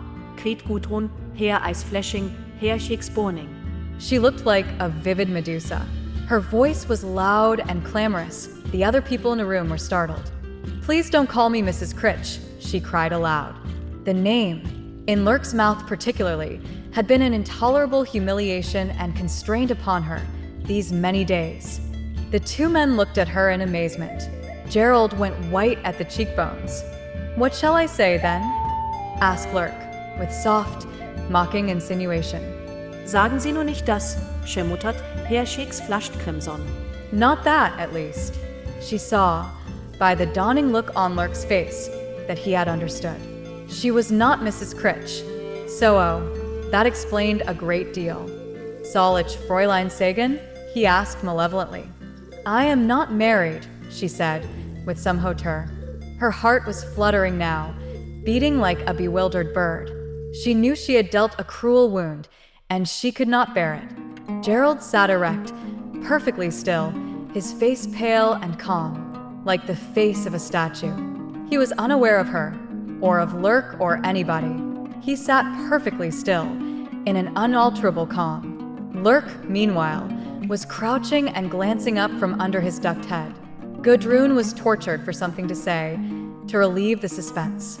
She twisted her face in a smile and glanced knowingly, almost sneering, at Gerald. Truth is best, she said to him, with a grimace. But now again she was under his domination. Now, because she had dealt him this blow, because she had destroyed him, and she did not know how he had taken it. She watched him. He was interesting to her. She had lost her interest in Lurk. Gerald rose at length and went over in a leisurely, still movement to the professor. The two began a conversation on Gerda. She was rather piqued by the simplicity of Gerald's demeanor this evening. He did not seem angry or disgusted. Only he looked curiously innocent and pure, really beautiful. Sometimes it came upon him, this look of clear distance, and it always fascinated her. She waited, troubled, throughout the evening. She thought he would avoid her or give some sign, but he spoke to her simply and unemotionally, as he would to anyone else in the room. A certain peace, an abstraction possessed his soul. She went to his room, hotly, violently in love with him. He was so beautiful and inaccessible. He kissed her. He was a lover to her. And she had extreme pleasure of him. But he did not come to. He remained remote and candid, unconscious. She wanted to speak to him. But this innocent, beautiful state of unconsciousness that had come upon him prevented her. She felt tormented and dark. In the morning, however, he looked at her with a little aversion, some horror and some hatred darkening into his eyes. She withdrew on to her old ground, but still he would not gather himself together against her. Lurk was waiting for her now. The little artist, isolated in his own complete envelope, felt that here at last was a woman from whom he could get something. He was uneasy all the while, waiting to talk with her, subtly contriving to be near her. Her presence filled him with keenness and excitement. He gravitated cunningly towards her, as if she had some unseen force of attraction. He was not in the least doubtful of himself, as regards Gerald. Gerald was one of the outsiders. Lurk only hated him for being rich and proud and of fine appearance. All these things, however, riches, pride of social standing, handsome physique, were externals. When it came to the relation with a woman such as Gudrun, he, Lurk, had an approach and a power that Gerald never dreamed of. How should Gerald hope to satisfy a woman of Gudrun's caliber? Did he think that pride or masterful will or physical strength would help him? Lurk knew a secret beyond these things. The greatest power is the one that is subtle and adjusts itself, not one which blindly attacks. And he, Lurk, had understanding where Gerald was a calf. He, Lurk, could penetrate into depths far out of Gerald's knowledge. Gerald was left behind like a postulant in the anteroom of this temple of mysteries, this woman. But he, Lurk, could he not penetrate into the inner darkness, find the spirit of the woman in its inner recess, and wrestle with it there, the central serpent that is coiled at the core of life? What was it, after all, that a woman wanted? Was it mere social effect, fulfillment of ambition in the social world, in the community of mankind? Was it even a union in love and goodness? Did she want goodness? Who but a fool would accept this of Gudrun? This was but the street view of her wants. Cross the threshold, and you found her completely cynical about the social world and its advantages. Once inside the house of her soul, and there was a pungent atmosphere of corrosion, an inflamed darkness of sensation, and a vivid, subtle, critical consciousness that saw the world distorted, horrific. What then? What next? Was it sheer blind force of passion that would satisfy her now? Not this, but the subtle thrills of extreme sensation and reduction. It was an unbroken will reacting against her unbroken will in a myriad subtle thrills of reduction. The last subtle activities of analysis and breaking down, carried out in the darkness of her, whilst the outside form, the individual, was utterly unchanged, even sentimental in its poses. But between two particular people, any two people on earth, the range of pure sensational experience is limited. The climax of sensual reaction, once reached in any direction, is reached finally. There is no going on. There is only repetition possible, or the going apart of the two protagonists, or the subjugating of the one will to the other, or death. Gerald had penetrated all the outer places of Gudrun's soul. He was to her the most crucial instance of the existing world, the any plus ultra of the world of man as it existed for her. In him she knew the world, and had done with it. Knowing him finally, she was the Alexander seeking new worlds. But there were no new worlds, there were no more men, there were only creatures, little ultimate creatures like Lurk. The world was finished now for her. There was only the inner, individual darkness, sensation within the ego, the obscene religious mystery of ultimate reduction, the mystic frictional activities of diabolic reducing down, disintegrating the vital organic body of life. All this Gudrun knew in her subconsciousness, not in her mind. She knew her next step. She knew what she should move on to when she left Gerald. She was afraid of Gerald, that he might kill her, but she did not intend to be killed. A fine thread still united her to him. It should not be her death which broke it. She had further to go, a further, slow, exquisite experience to reap, unthinkable subtleties of sensation to know, before she was finished. Of the last series of subtleties, Gerald was not capable. He could not touch the quick of her, but where his ruder blows could not penetrate, the fine, insinuating blade of Lurk's insect-like comprehension could. At least, it was time for her now to pass over to the other, the creature, the final craftsman. She knew that Lurk, in his innermost soul, was detached from everything. For him there was neither heaven nor earth nor hell. He admitted no allegiance, he gave no adherence anywhere. He was single and, by abstraction from the rest, absolute in himself. whereas in Gerald's soul there still lingered some attachment to the rest, to the whole. And this was his limitation. He was limited, born, subject to his necessity, in the last issue, for goodness, for righteousness, for oneness with the ultimate purpose. That the ultimate purpose might be the perfect and subtle experience of the process of death, that while being kept unimpaired, that was not allowed in him. And this was his limitation. There was a hovering triumph in Lurk, since Gudrun had denied her marriage with Gerald. The artist seemed to hover like a creature on the wing, waiting to settle. He did not approach Gudrun violently. He was never ill-timed. But carried on by a sure instinct in the complete darkness of his soul, he corresponded mystically with her, imperceptibly, but palpably. For 2 days, he talked to her, continued the discussions of art, of life, in which they both found such pleasure. They praised the bygone things. They took a sentimental, childish delight in the achieved perfections of the past. Particularly, they liked the late 18th century, the period of Goethe and of Shelley and Mozart. They played with the past and with the great figures of the past, a sort of little game of chess or marionettes, all to please themselves. They had all the great men for their marionettes, and they too were the god of the show, working it all. As for the future, that they never mentioned except one laughed out some mocking dream of the destruction of the world by a ridiculous catastrophe of man's invention. A man invented such a perfect explosive that it blew the earth in two, and the two have set off in different directions through space, to the dismay of the inhabitants. Or else the people of the world divided into 2 halves, and each half decided it was perfect and right. The other half was wrong and must be destroyed. So, another end of the world. Or else, Lurk's dream of fear. The world went cold, and snow fell everywhere, and only white creatures, polar bears, white foxes, and men like awful white snowbirds, persisted in ice cruelty. Apart from these stories, they never talked of the future. They delighted most either in mocking imaginations of destruction or in sentimental, fine marionette shows of the past. It was a sentimental delight to reconstruct the world of Goethe at Weimar, or of Schiller and poverty and faithful love, or to see again Jean-Jacques in his Quakings, or Voltaire at Ferney, or Frederick the Great reading his own poetry. They talked together for hours of literature and sculpture and painting, amusing themselves with Flaxman and Blake and Fuseli, with tenderness, and with Farbach and Böcklin. It would take them a lifetime, they felt, to live again in petto the lives of the great artists. But they preferred to stay in the 18th and the 19th centuries.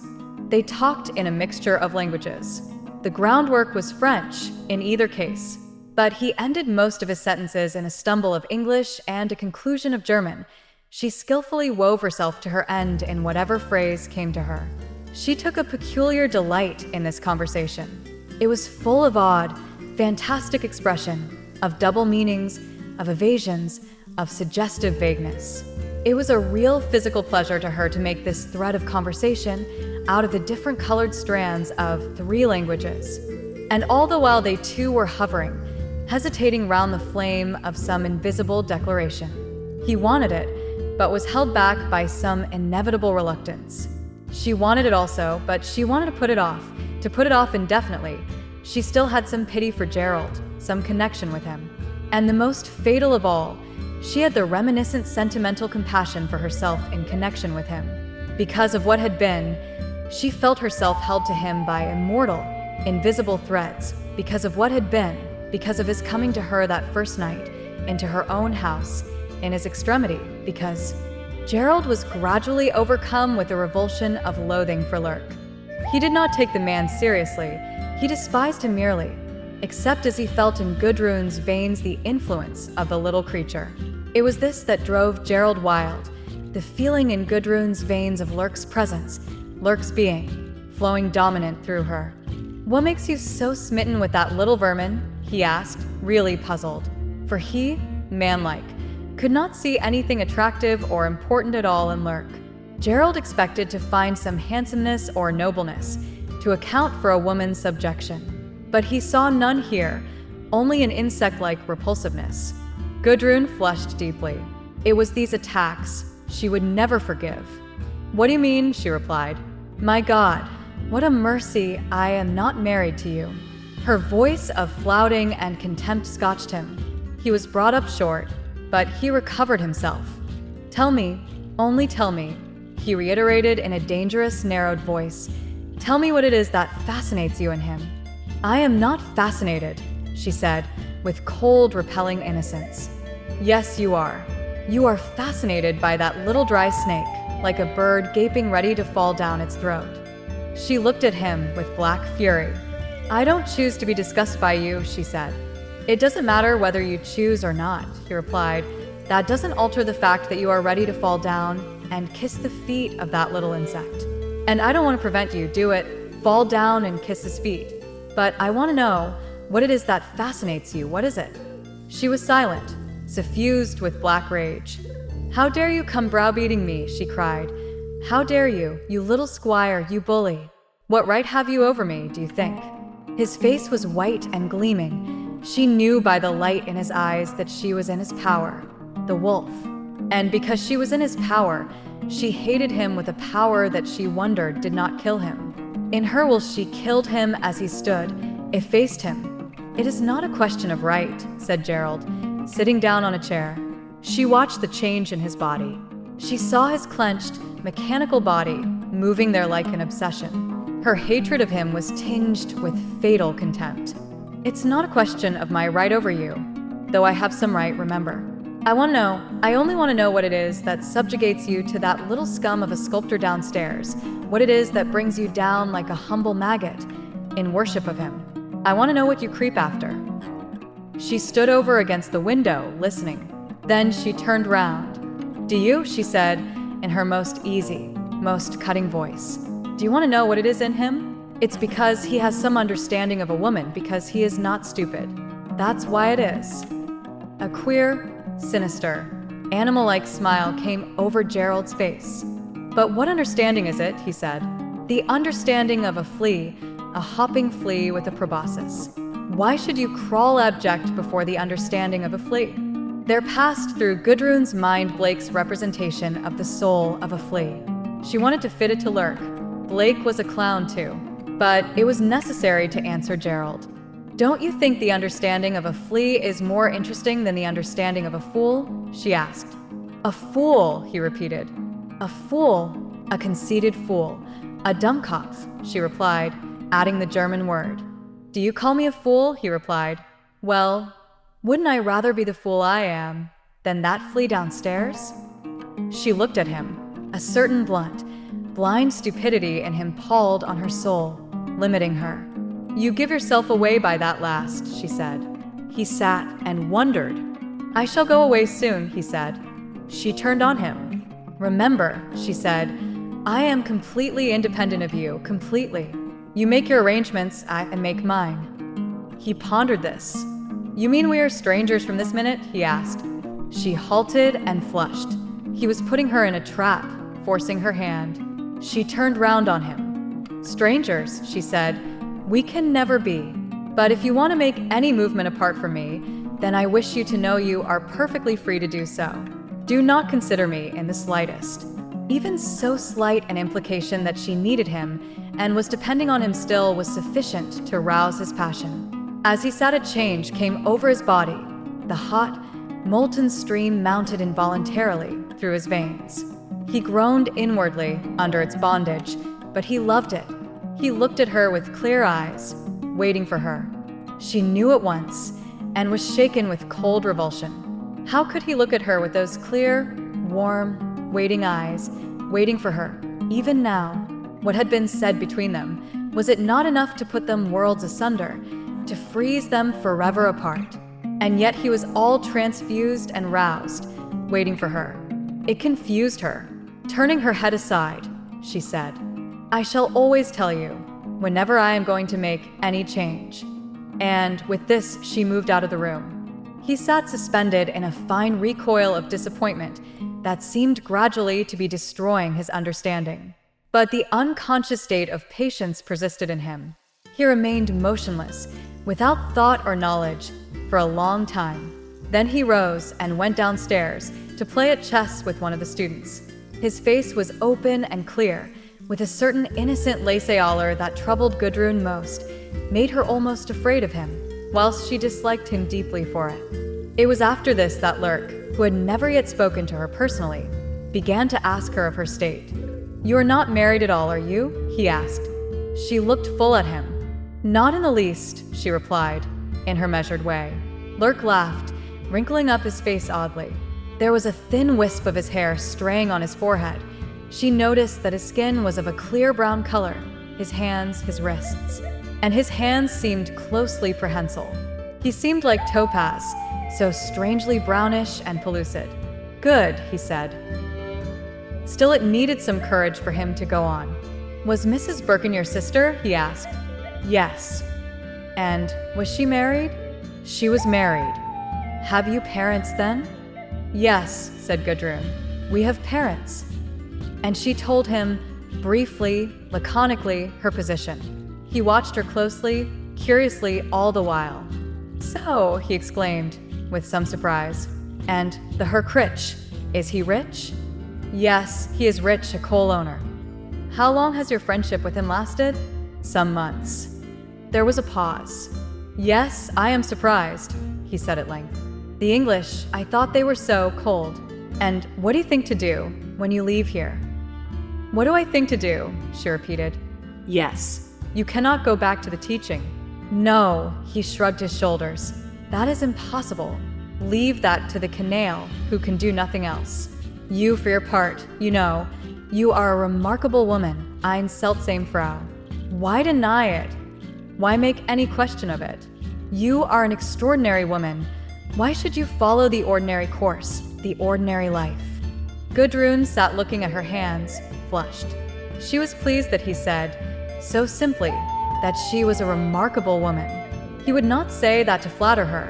He was far too self-opinionated and objective by nature. He said it as he would say a piece of sculpture was remarkable because he knew it was so, and it gratified her to hear it from him. Other people had such a passion to make everything of one degree, of one pattern. In England, it was chic to be perfectly ordinary, and it was a relief to her to be acknowledged extraordinary. Then she need not fret about the common standards. "You see," she said, "I have no money whatsoever." "Ist money," he cried, lifting his shoulders. "When one is grown up, money is lying about at one's service. It is only when one is young that it is rare. Take no thought for money. That always lies to hand." "Does it?" she said, laughing. "Always. The Gerald will give you a sum if you ask him for it." She flushed deeply. "I will ask anybody else," she said, with some difficulty. "But not him." Lurk looked closely at her. "Good," he said. "Then let it be somebody else. Only don't go back to that England, that school." "No, that is stupid." Again there was a pause. He was afraid to ask her outright to go with him. He was not even quite sure he wanted her, and she was afraid to be asked. He begrudged his own isolation, was very chary of sharing his life, even for a day. "The only other place I know is Paris," she said, "and I can't stand that." She looked with her wide, steady eyes full at Lurk. He lowered his head and averted his face. "Paris, no," he said. "Between the religion d'amour and the latest ism and the new turning to Jesus, one had better ride on a carousel all day. But come to Dresden. I have a studio there. I can give you work. Oh, that would be easy enough. I haven't seen any of your things, but I believe in you. Come to Dresden. That is a fine town to be in, and as good a life as you can expect of a town. You have everything there, without the foolishness of Paris or the beer of Munich." He sat and looked at her coldly. What she liked about him was that he spoke to her simple and flat, as to himself. He was a fellow craftsman, a fellow being to her, first. "No, Paris," he resumed. "It makes me sick. Pas l'amour. I detest it. L'amour, die Liebe. I detest it in every language. Women and love. There is no greater tedium," he cried. She was slightly offended, and yet this was her own basic feeling. Men and love. There was no greater tedium. "I think the same," she said. "A bore," he repeated. "What does it matter whether I wear this hat or another? So love. I needn't wear a hat at all.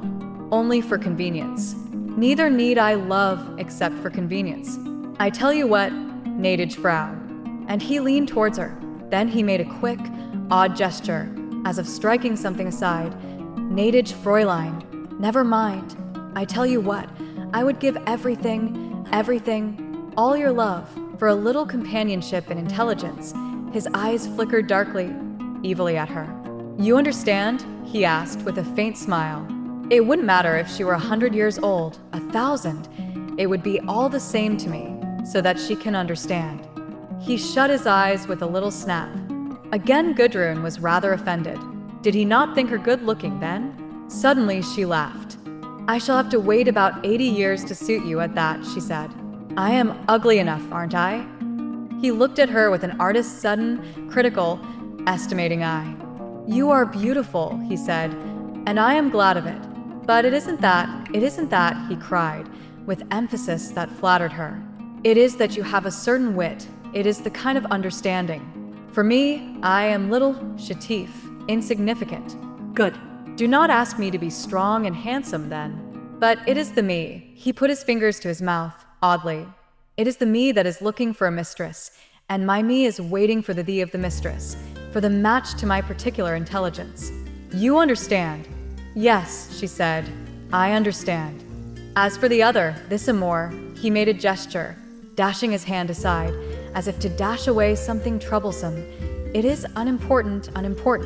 Does it matter whether I drink white wine this evening, or whether I drink nothing? It does not matter. So this love, this amour, this phaser, yes or no, soit ou soit pas, today, tomorrow, or never, it is all the same. It does not matter, no more than the white wine. He ended with an odd dropping of the head in a desperate negation. Gudrun watched him steadily. She had gone pale. Suddenly, she stretched over and seized his hand in her own. That is true, she said, in rather a high, vehement voice. That is true for me too. It is the understanding that matters. He looked up at her almost frightened, furtive. Then he nodded a little sullenly. She let go his hand. He had made not the lightest response, and they sat in silence. Do you know, he said, suddenly looking at her with dark, self-important, prophetic eyes, your fate and mine, they will run together, till... And he broke off in a little grimace. Till when, she asked, blanched, her lips going white. She was terribly susceptible to these evil prognostications, but he only shook his head. I don't know, he said. I don't know. Gerald did not come in from his skiing until nightfall. He missed the coffee and cake that she took at 4 o'clock. The snow was in perfect condition. He had traveled a long way by himself among the snow ridges on his skis. He had climbed high, so high that he could see over the top of the pass, 5 miles distant, could see the Marienhütte, the hostel on the crest of the pass, half buried in snow, and over into the deep valley beyond, to the dusk of the pine trees.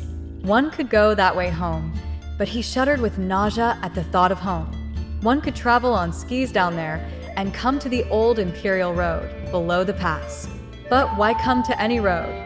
He revolted at the thought of finding himself in the world again. He must stay up there in the snow forever. He had been happy by himself, high up there alone, traveling swiftly on skis, taking far flights, and skimming past the dark rocks veined with brilliant snow. But he felt something icy gathering at his heart. This strange mood of patience and innocence which had persisted in him for some days was passing away. He would be left again a prey to the horrible passions and tortures. So he came down reluctantly, snow-burned, snow-estranged, to the house in the hollow, between the knuckles of the mountain tops. He saw its lights shining yellow, and he held back, wishing he need not go in, to confront those people, to hear the turmoil of voices, and to feel the confusion of other presences. He was isolated as if there were a vacuum round his heart, or a sheath of pure ice. The moment he saw Gudrun, something jolted in his soul. She was looking rather lofty and superb, smiling slowly and graciously to the Germans. A sudden desire leapt in his heart, to kill her. He thought, what a perfect, voluptuous fulfillment it would be, to kill her. His mind was absent all the evening, estranged by the snow and his passion. But he kept the idea constant within him. What a perfect, voluptuous consummation it would be to strangle her, to strangle every spark of life out of her, till she lay completely inert, soft, relaxed forever, a soft heap lying dead between his hands, utterly dead. Then he would have had her finally and forever. There would be such a perfect, voluptuous finality. Gudrun was unaware of what he was feeling. He seemed so quiet and amiable, as usual. His amiability even made her feel brutal towards him. She went into his room when he was partially undressed. She did not notice the curious, glad gleam of pure hatred with which he looked at her. She stood near the door, with her hand behind her. "I have been thinking, Gerald," she said, with an insulting nonchalance, "that I shall not go back to England." "Oh," he said. "Where will you go then?" But she ignored his question. She had her own logical statement to make, and it must be made as she had thought it. "I can't see the use of going back," she continued. "It is over between me and you." She paused for him to speak, but he said nothing. He was only talking to himself, saying, "Over, is it? I believe it is over. But it isn't finished. Remember, it isn't finished. We must put some sort of a finish on it. There must be a conclusion. There must be finality." So he talked to himself, but aloud, he said nothing whatever. "What has been, she continued. "There is nothing that I regret. I hope you regret nothing." She waited for him to speak. "Oh, I regret nothing," he said, accommodatingly. "Good then," she answered. "Good then. Then neither of us cherishes any regrets, which is as it should be." "Quite as it should be," he said aimlessly. She paused to gather up her thread again. "Our attempt has been a failure," she said, "but we can try again elsewhere." A little flicker of rage ran through his blood. It was as if she were rousing him, goading him. Why must she do it? "Attempt at what?" he asked. "At being lovers, I suppose," she said, a little baffled, yet so trivial she made it all seem. "Our attempt at being lovers has been a failure," he repeated aloud. To himself he was saying, "I ought to kill her here. There is only this left, for me to kill her." A heavy, overcharged desire to bring about her death possessed him. She was unaware. "Hasn't it?" she asked. "Do you think it has been a success?" Again the insult of the flippant question ran through his blood like a current of fire. "It had some of the elements of success, our relationship," he replied. "It might have come off." But he paused before concluding the last phrase. Even as he began the sentence, he did not believe in what he was going to say. He knew it never could have been a success. "No," she replied. "You cannot love." "And you?" he asked. Her wide, dark-filled eyes were fixed on him, like two moons of darkness. "I couldn't love you," she said, with stark, cold truth. A blinding flash went over his brain. His body jolted. His heart had burst into flame. His consciousness was gone into his wrists, into his hands. He was one blind, incontinent desire to kill her. His wrists were bursting. There would be no satisfaction till his hands had closed on her. But even before his body swerved forward on her, a sudden, cunning comprehension was expressed on her face, and in a flash, she was out of the door. She ran in one flash to her room and locked herself in. She was afraid, but confident.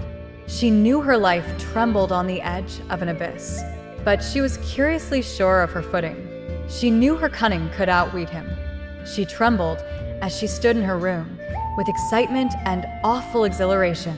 She knew she could outwit him. She could depend on her presence of mind and on her wits. But it was a fight to the death. She knew it now. One slip and she was lost. She had a strange, tense, exhilarated sickness in her body, as one who is in peril of falling from a great height, but who does not look down, does not admit the fear. "I will go away the day after tomorrow," she said. She only did not want Gerald to think that she was afraid of him, that she was running away because she was afraid of him. She was not afraid of him, fundamentally. She knew it was her safeguard to avoid his physical violence. But even physically, she was not afraid of him. She wanted to prove it to him. When she had proved it, that, whatever he was, she was not afraid of him. When she had proved that, she could leave him forever. But meanwhile the fight between them, terrible as she knew it to be, was inconclusive, and she wanted to be confident in herself. However many terrors she might have, she would be unafraid, uncowed by him. He could never cow her, nor dominate her, nor have any right over her. This she would maintain until she had proved it. Once it was proved, she was free of him forever. But she had not proved it yet, neither to him nor to herself. And this was what still bound her to him. She was bound to him. She could not live beyond him. She sat up in bed, closely wrapped up, for many hours, thinking endlessly to herself. It was as if she would never have done weaving the great provision of her thoughts. It isn't as if he really loved me, she said to herself. He doesn't. Every woman he comes across, he wants to make her in love with him. He doesn't even know that he is doing it. But there he is, before every woman he unfurls his male attractiveness, displays his great desirability. He tries to make every woman think how wonderful it would be to have him for a lover. His very ignoring of the women is part of the game. He is never unconscious of them. He should have been a cockerel, so he could strut before 50 females, all his subjects. But really, his Don Juan does not interest me. I could play Dona Juanita 1,000,000 times better than he plays Juan. He bores me, you know. His maleness bores me. Nothing is so boring, so inherently stupid and stupidly conceited. Really, the fathomless conceit of these men, it is ridiculous. The little strutters, they're all alike. Look at Birkin. Built out of the limitation of conceit they are, and nothing else. Really, nothing but their ridiculous limitation and intrinsic insignificance could make them so conceited. As for Lurk, there is 1,000 times more in him than in a Gerald. Gerald is so limited, there is a dead end to him. He would grind on at the old mills forever. And really, there is no corn between the millstones anymore. They grind on when there is nothing to grind, saying the same things, believing the same things, acting the same things. Oh, my God, it would wear out the patience of a stone. I don't worship Lurk, but at any rate, he is a free individual. He is not stiff with conceit of his own maleness. He is not grinding dutifully at the old mills. Oh God, when I think of Gerald and his work, those offices at Beldover and the mines, it makes my heart sick. What have I to do with it? And him thinking he can be a lover to a woman. One might as well ask it of a self-satisfied lamppost. These men, with their eternal jobs and their eternal mills of God that keep on grinding at nothing. It is too boring, just boring. However did I come to take him seriously at all? At least in Dresden, one will have one's back to it all. And there will be amusing things to do. It will be amusing to go to these eurythmic displays and the German opera, the German theater. It will be amusing to take part in German bohemian life. And Lurk is an artist, he is a free individual. One will escape from so much, that is the chief thing. Escape so much hideous, boring repetition of vulgar actions, vulgar phrases, vulgar postures. I don't delude myself that I shall find an elixir of life in Dresden. I know I shan't. But I shall get away from people who have their own homes and their own children and their own acquaintances and their own this and their own that. I shall be among people who don't own things and who haven't got a home and a domestic servant in the background, who haven't got a standing and a status and a degree and a circle of friends of the same. Oh God, the wheels within wheels of people. It makes one's head tick like a clock, with a very madness of dead mechanical monotony and meaninglessness. How I hate life, how I hate it. How I hate the Geralds, that they can offer one nothing else. Shortlands, heavens, think of living there 1 week, then the next, and then the third. No, I won't think of it. It is too much. And she broke off, really terrified, really unable to bear any more. The thought of the mechanical succession of day following day ad infinitum, was one of the things that made her heart palpitate with a real approach of madness. The terrible bondage of this tic-tac of time, this twitching of the hands of the clock, this eternal repetition of hours and days. Oh God, it was too awful to contemplate. And there was no escape from it, no escape. She almost wished Gerald were with her to save her from the terror of her own thoughts. Oh, how she suffered, lying there alone, confronted by the terrible clock, with its eternal tic-tac.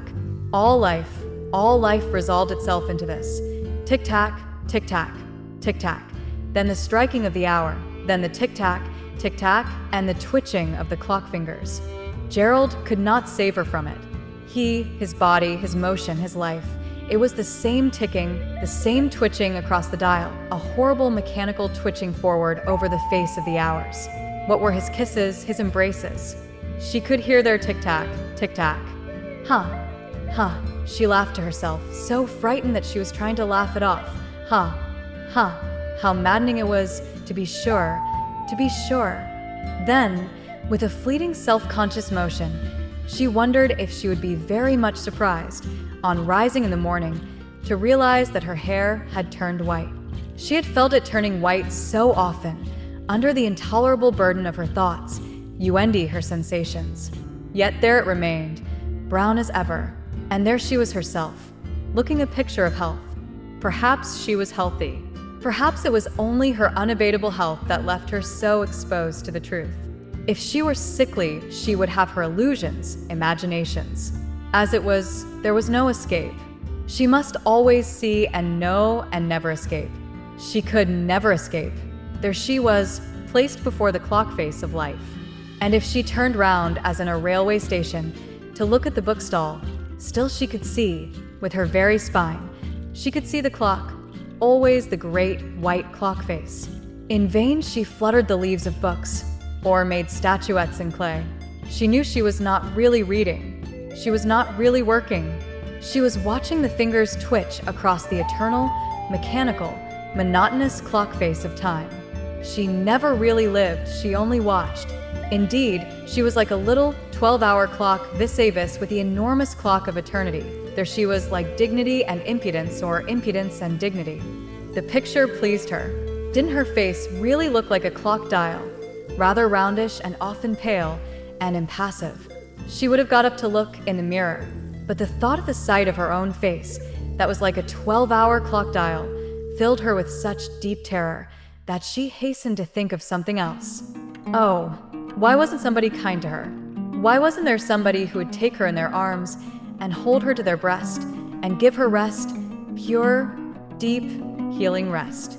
Oh, why wasn't there somebody to take her in their arms and fold her safe and perfect for sleep? She wanted so much this perfect enfolded sleep. She lay always so unsheathed in sleep. She would lie always unsheathed in sleep, unrelieved, unsaved. Oh, how could she bear it, this endless unrelief, this eternal unrelief? Gerald, could he fold her in his arms and sheet her in sleep? He needed putting to sleep himself. Poor Gerald. That was all he needed. What did he do? He made the burden for her greater.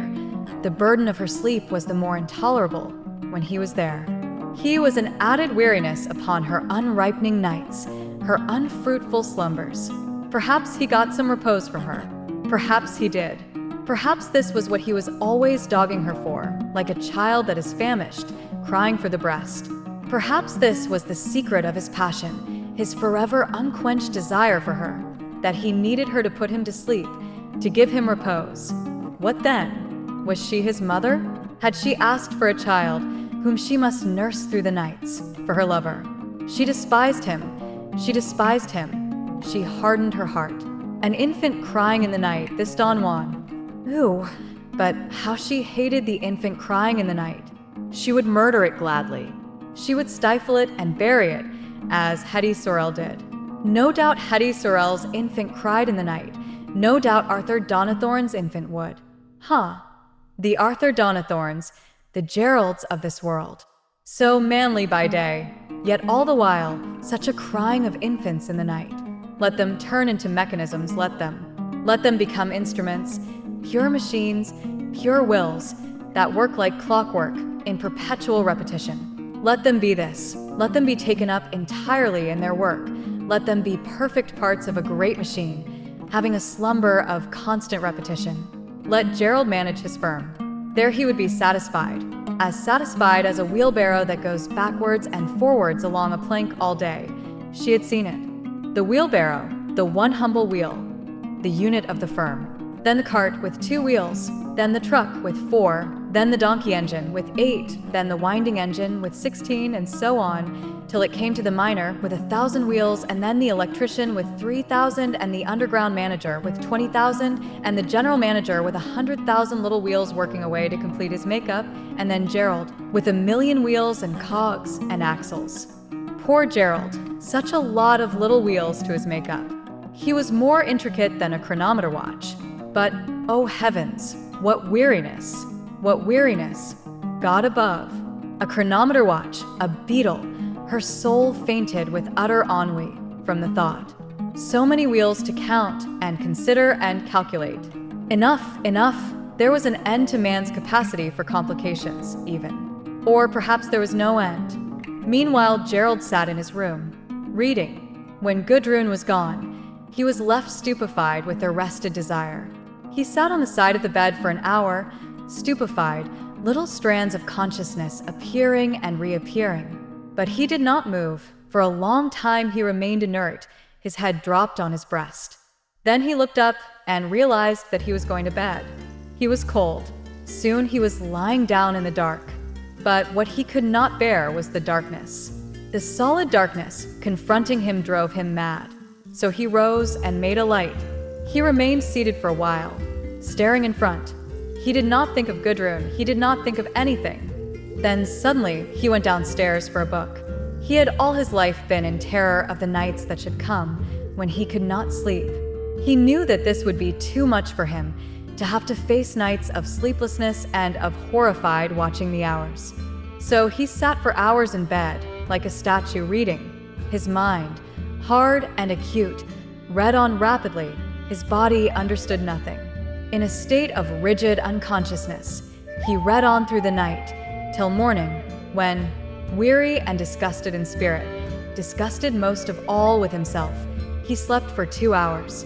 Then he got up, hard and full of energy. Gudrun scarcely spoke to him, except at coffee when she said, "I shall be leaving tomorrow." "We will go together as far as Innsbruck, for appearance's sake?" he asked. "Perhaps," she said. She said perhaps between the sips of her coffee, and the sound of her taking her breath in the word was nauseous to him. He rose quickly to be away from her. He went and made arrangements for the departure on the morrow. Then, taking some food, he set out for the day on the skis. Perhaps, he said to the Wirt, he would go up to the Marienhütte, perhaps to the village below. To Gudrun this day was full of a promise like spring. She felt an approaching release, a new fountain of life rising up in her. It gave her pleasure to dawdle through her packing. It gave her pleasure to dip into books, to try on her different garments, to look at herself in the glass. She felt a new lease of life was come upon her, and she was happy like a child, very attractive and beautiful to everybody, with her soft, luxuriant figure and her happiness. Yet underneath was death itself. In the afternoon, she had to go out with Lurk. Her tomorrow was perfectly vague before her. This was what gave her pleasure. She might be going to England with Gerald. She might be going to Dresden with Lurk. She might be going to Munich, to a girlfriend she had there. Anything might come to pass on the morrow. And today was the white, snowy, iridescent threshold of all possibility. All possibility. That was the charm to her. The lovely, iridescent, indefinite charm. Pure illusion. All possibility, because death was inevitable and nothing was possible but death. She did not want things to materialize, to take any definite shape. She wanted, suddenly, at one moment of the journey tomorrow, to be wafted into an utterly new course by some utterly unforeseen event or motion. So that, although she wanted to go out with Lurk for the last time into the snow, she did not want to be serious or businesslike. And Lurk was not a serious figure. In his brown velvet cap, that made his head as round as a chestnut, with the brown velvet flaps loose and wild over his ears, and a wisp of elf-like, thin black hair blowing above his full, elf-like dark eyes, the shiny, transparent brown skin crinkling up into odd grimaces on his small-featured face. He looked an odd little boy-man, the bat. But in his figure, in the greeny loden suit, he looked chétif and puny, still strangely different from the rest. He had taken a little toboggan for the two of them, and they trudged between the blinding slopes of snow that burned their now hardening faces, laughing in an endless sequence of quips and jests and polyglot fancies.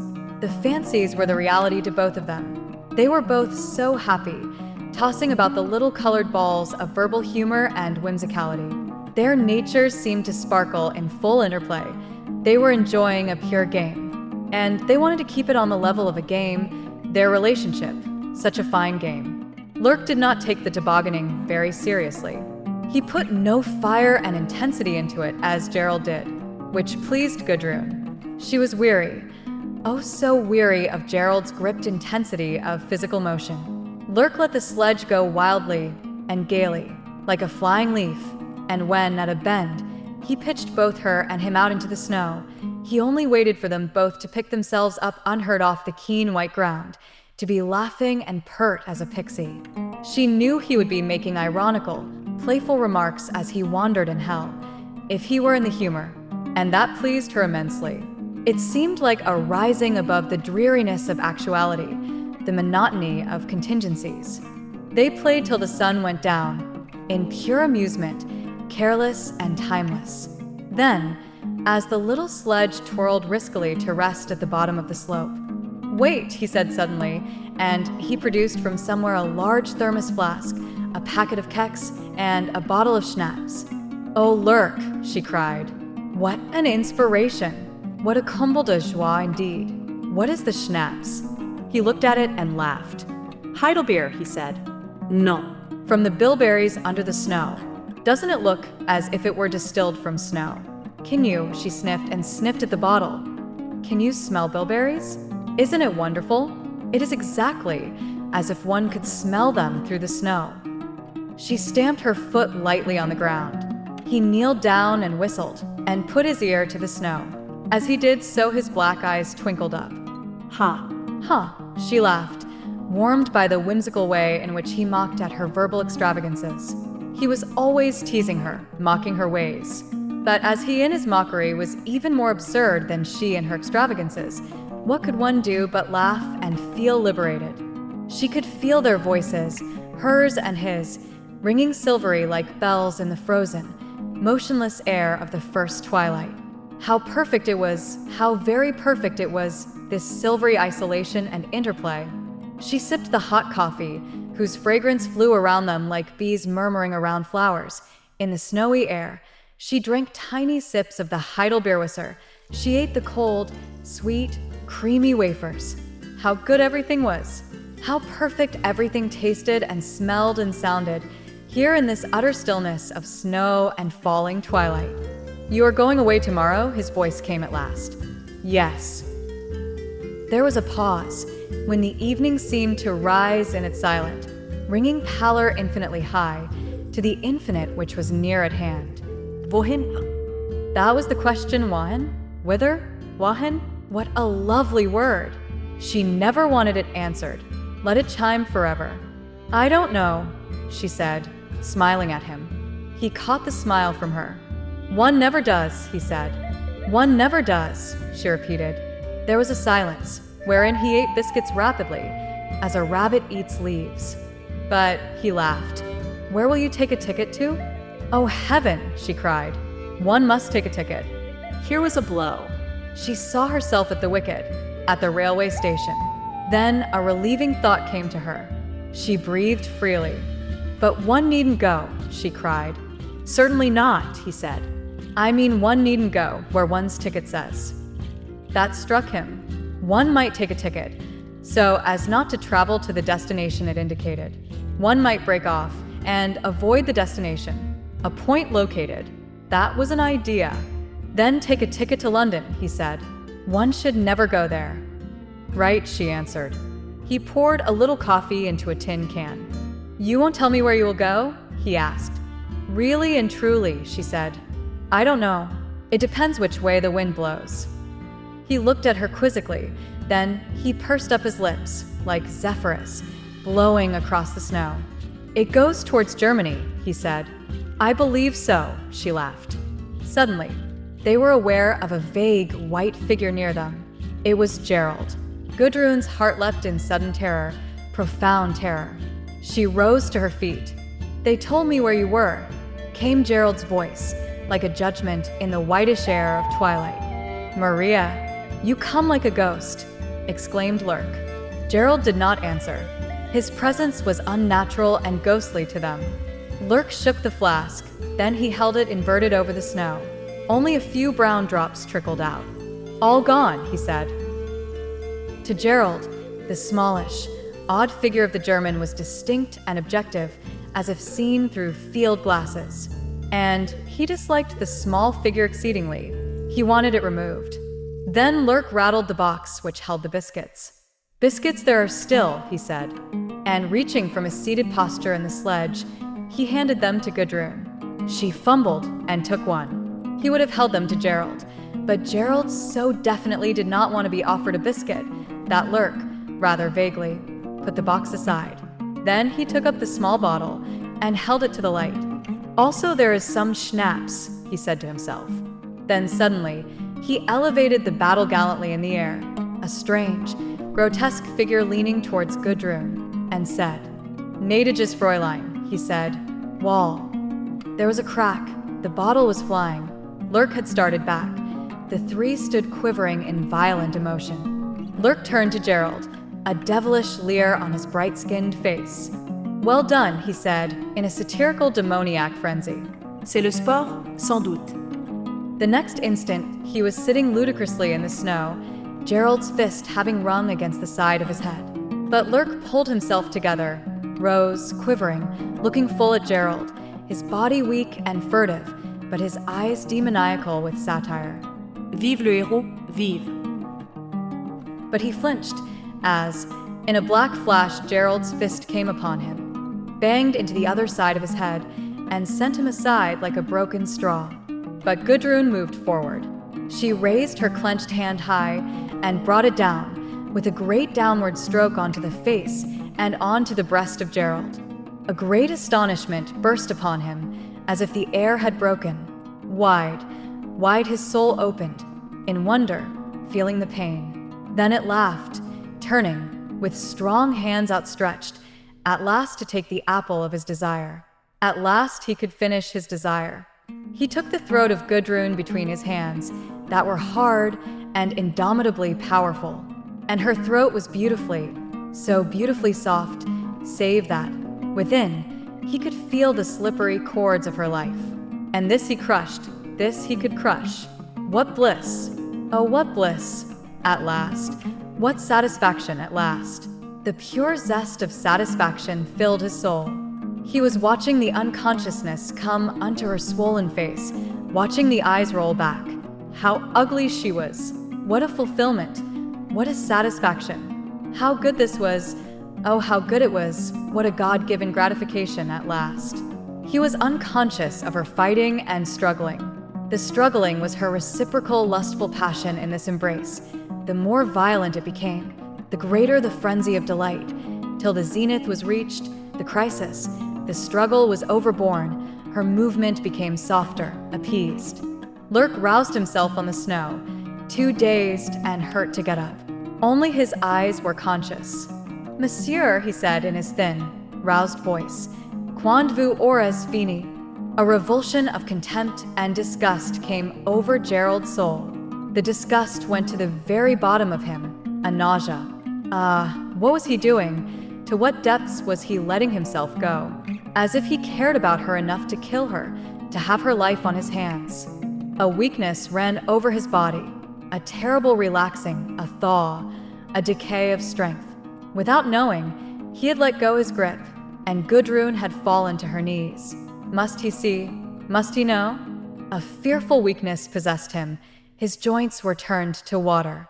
He drifted, as on a wind, veered, and went drifting away. "I didn't want it really," was the last confession of disgust in his soul, as he drifted up the slope, weak, finished, only shearing off unconsciously from any further contact. "I've had enough. I want to go to sleep. I've had enough." He was sunk under a sense of nausea. He was weak, but he did not want to rest. He wanted to go on, to the end. Never again to stay, till he came to the end. That was all the desire that remained to him. So he drifted on, unconscious and weak, not thinking of anything, so long as he could keep in action. The twilight spread a weird, unearthly light overhead, bluish rose in color. The cold blue night sank on the snow. In the valley below, behind, in the great bed of snow, were two small figures. Gudrun dropped on her knees, like one executed, and lurked sitting propped up near her. That was all. Gerald stumbled on up the slope of snow, in the bluish darkness, always climbing, always unconsciously climbing, weary though he was. On his left was a steep slope with black rocks and fallen masses of rock and veins of snow slashing in and about the blackness of rock, veins of snow slashing vaguely in and about the blackness of rock. Yet there was no sound. All this made no noise. To add to his difficulty, a small bright moon shone brilliantly just ahead, on the right, a painful brilliant thing that was always there, unremitting, from which there was no escape. He wanted so to come to the end. He had had enough. Yet he did not sleep. He surged painfully up, sometimes having to cross a slope of black rock that was blown bare of snow. Here he was afraid of falling, very much afraid of falling. And high up here, on the crest, moved a wind that almost overpowered him with a sleep-heavy iciness. Only it was not here, the end, and he must still go on. His indefinite nausea would not let him stay. Having gained one ridge, he saw the vague shadow of something higher in front, always higher, always higher. He knew he was following the track towards the summit of the slopes, where was the Marienhütte and the descent on the other side. But he was not really conscious.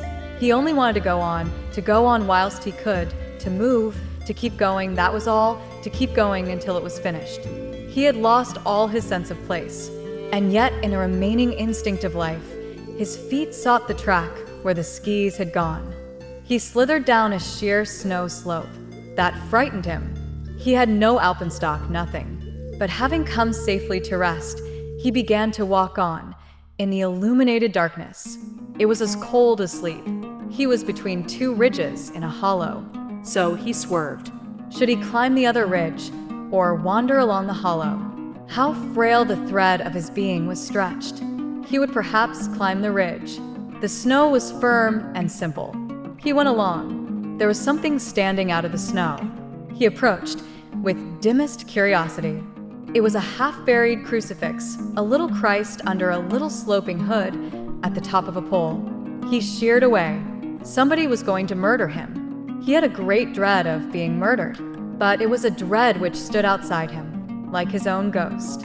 Yet, why be afraid? It was bound to happen. To be murdered. He looked round in terror at the snow, the rocking, pale, shadowy slopes of the upper world. He was bound to be murdered. He could see it. This was the moment when the death was uplifted, and there was no escape. Lord Jesus, was it then bound to be Lord Jesus? He could feel the blow descending. He knew he was murdered. Vaguely wandering forward, his hands lifted as if to feel what would happen. He was waiting for the moment when he would stop, when it would cease. It was not over yet. He had come to the hollow basin of snow, surrounded by sheer slopes and precipices, out of which rose a track that brought one to the top of the mountain. But he wandered unconsciously till he slipped and fell down, and as he fell, something broke in his soul, and immediately he went to sleep. XXXI. Exit. When they brought the body home, the next morning, Gudrun was shut up in her room. From her window, she saw men coming along with a burden over the snow. She sat still and let the minutes go by. There came a tap at her door. She opened. There stood a woman, saying softly, oh, far too reverently, "They have found him, madam." Immerse? Yes, hours ago. Gudrun did not know what to say. What should she say? What should she feel? What should she do? What did they expect of her? She was coldly at a loss. "Thank you," she said, and she shut the door of her room. The woman went away mortified. Not a word, not a tear. Gudrun was cold, a cold woman. Gudrun sat on in her room, her face pale and impassive. What was she to do? She could not weep and make a scene. She could not alter herself. She sat motionless, hiding from people. Her one motive was to avoid actual contact with events. She only wrote out a long telegram to Ursula and Birkin. In the afternoon, however, she rose suddenly to look for Lurk. She glanced with apprehension at the door of the room that had been Gerald's. Not for worlds would she enter there. She found Lurk sitting alone in the lounge. She went straight up to him. "It isn't true, is it?" she said. He looked up at her. A small smile of misery twisted his face. He shrugged his shoulders. "True," he echoed. "We haven't killed him?" she asked. He disliked her coming to him in such a manner.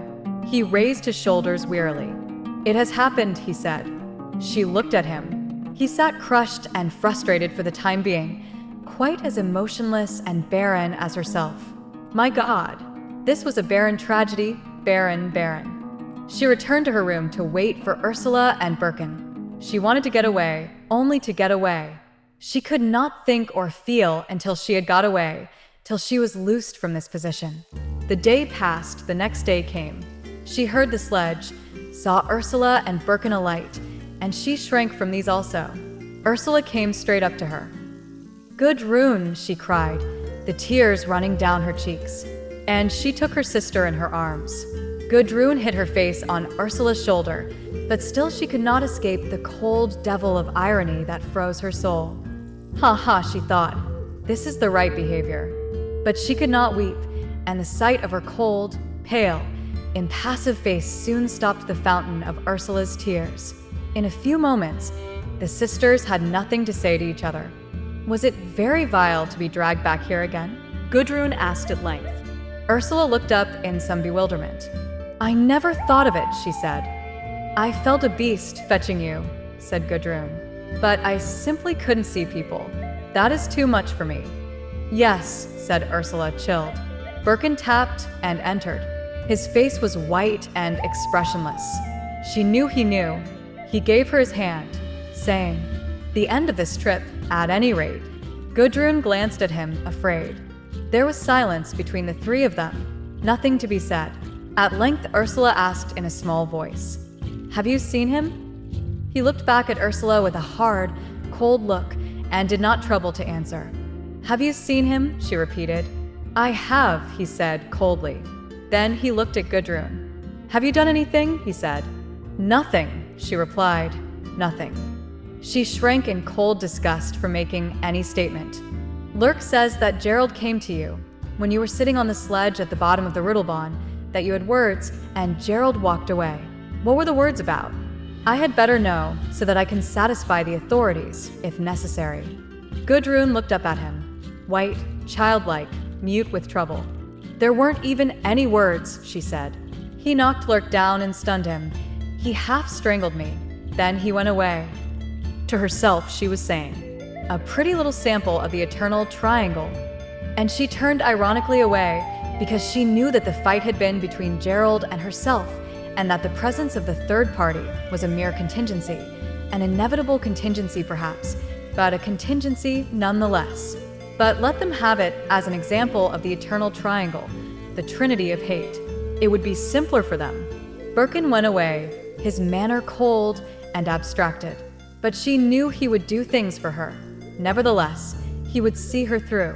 She smiled slightly to herself, with contempt. Let him do the work, since he was so extremely good at looking after other people. Birkin went again to Gerald. He had loved him, and yet he felt chiefly disgust at the inert body lying there. It was so inert, so coldly dead, a carcass. Birkin's bowels seemed to turn to ice. He had to stand and look at the frozen dead body that had been Gerald. It was the frozen carcass of a dead male. Birkin remembered a rabbit which he had once found frozen like a board on the snow. It had been rigid like a dried board when he picked it up.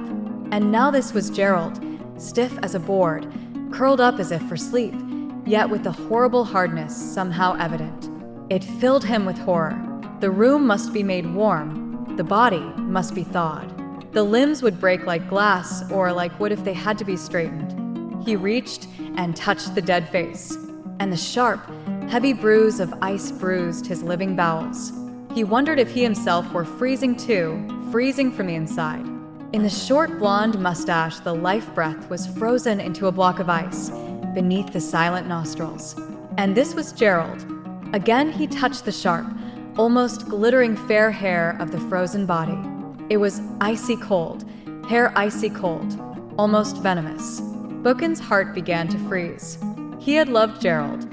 Now he looked at the shapely, strange-colored face with a small, fine, pinched nose and the manly cheeks, saw it frozen like an ice pebble. Yet he had loved it. What was one to think or feel? His brain was beginning to freeze. His blood was turning to ice water. So cold, a heavy, bruising cold pressing on his arms from outside, and a heavier cold congealing within him, in his heart and in his bowels.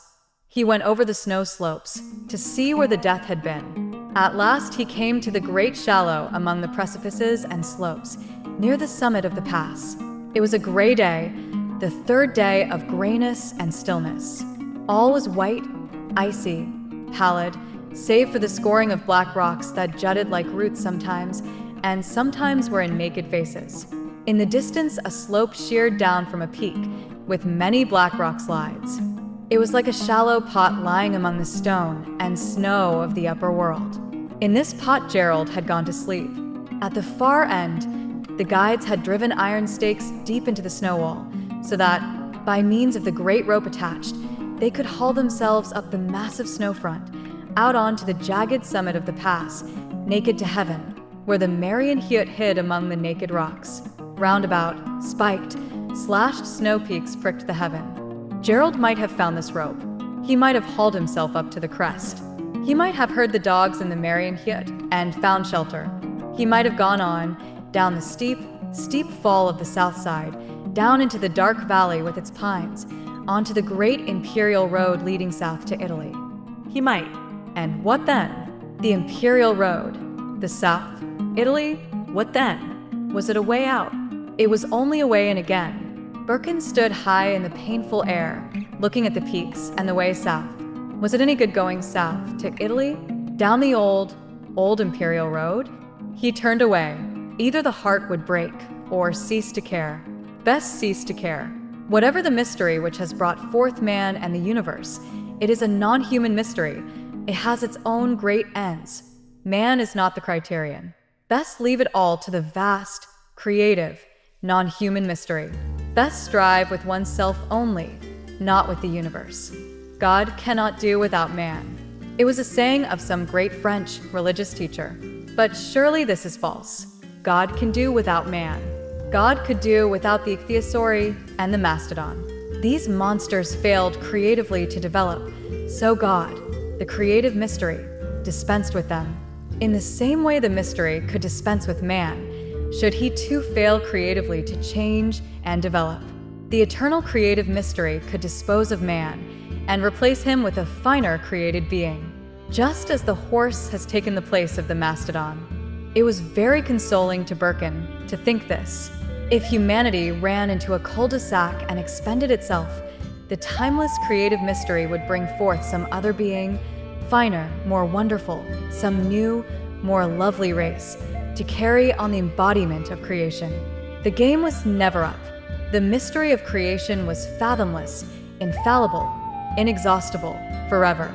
Races came and went, species passed away, but ever new species arose, more lovely or equally lovely, always surpassing wonder.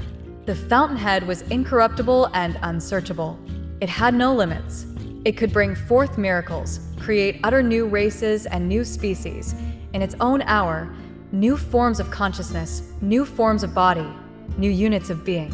To be man was as nothing compared to the possibilities of the creative mystery. To have one's pulse beating direct from the mystery, this was perfection, unutterable satisfaction. Human or inhuman mattered nothing.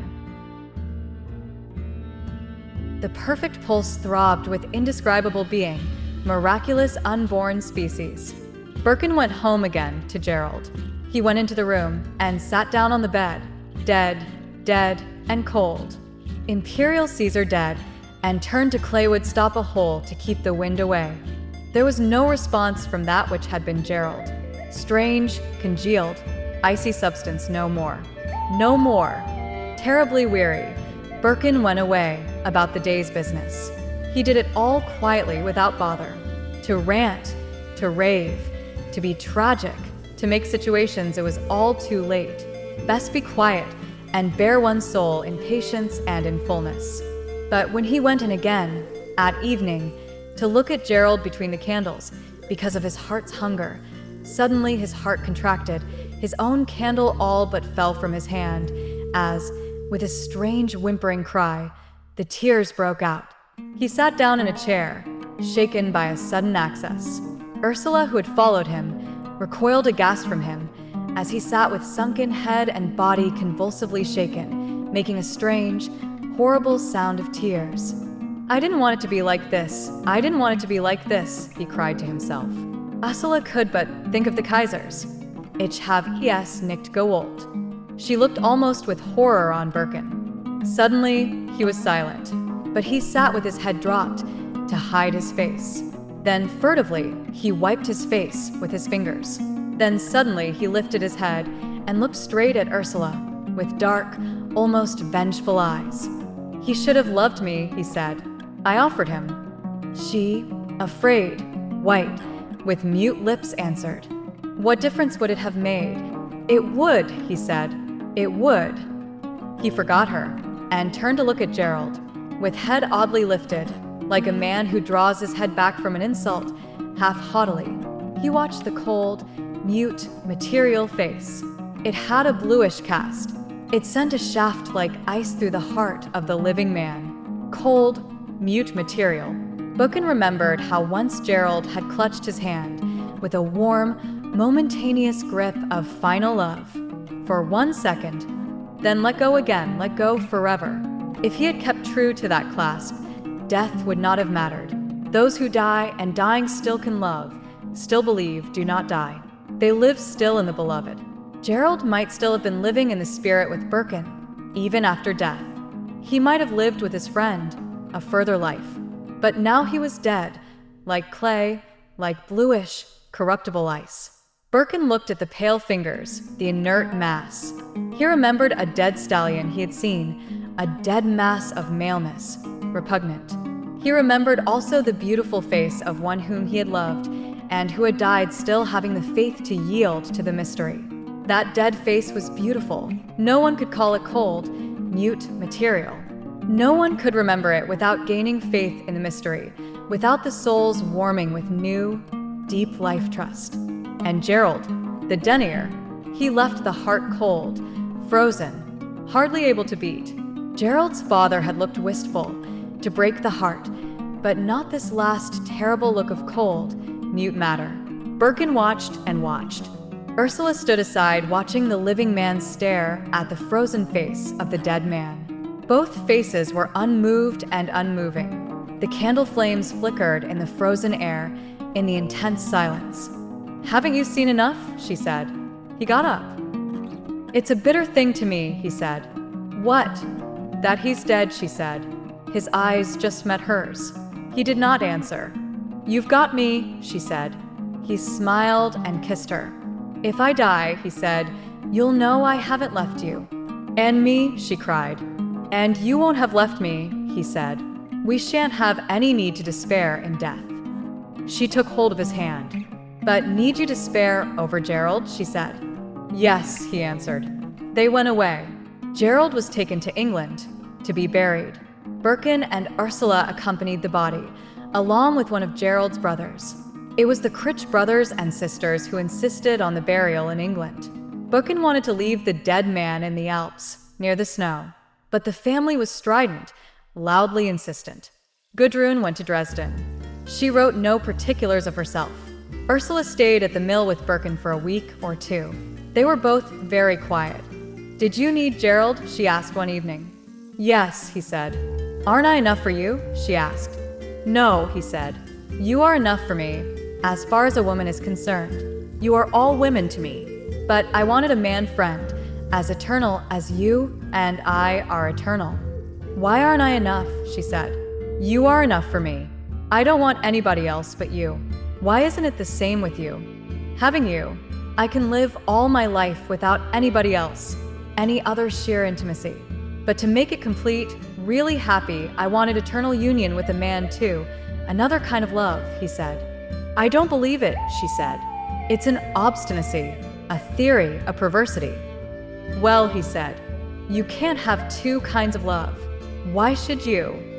It seems as if I can't, he said, yet I wanted it. You can't have it because it's false, impossible, she said. I don't believe that, he answered.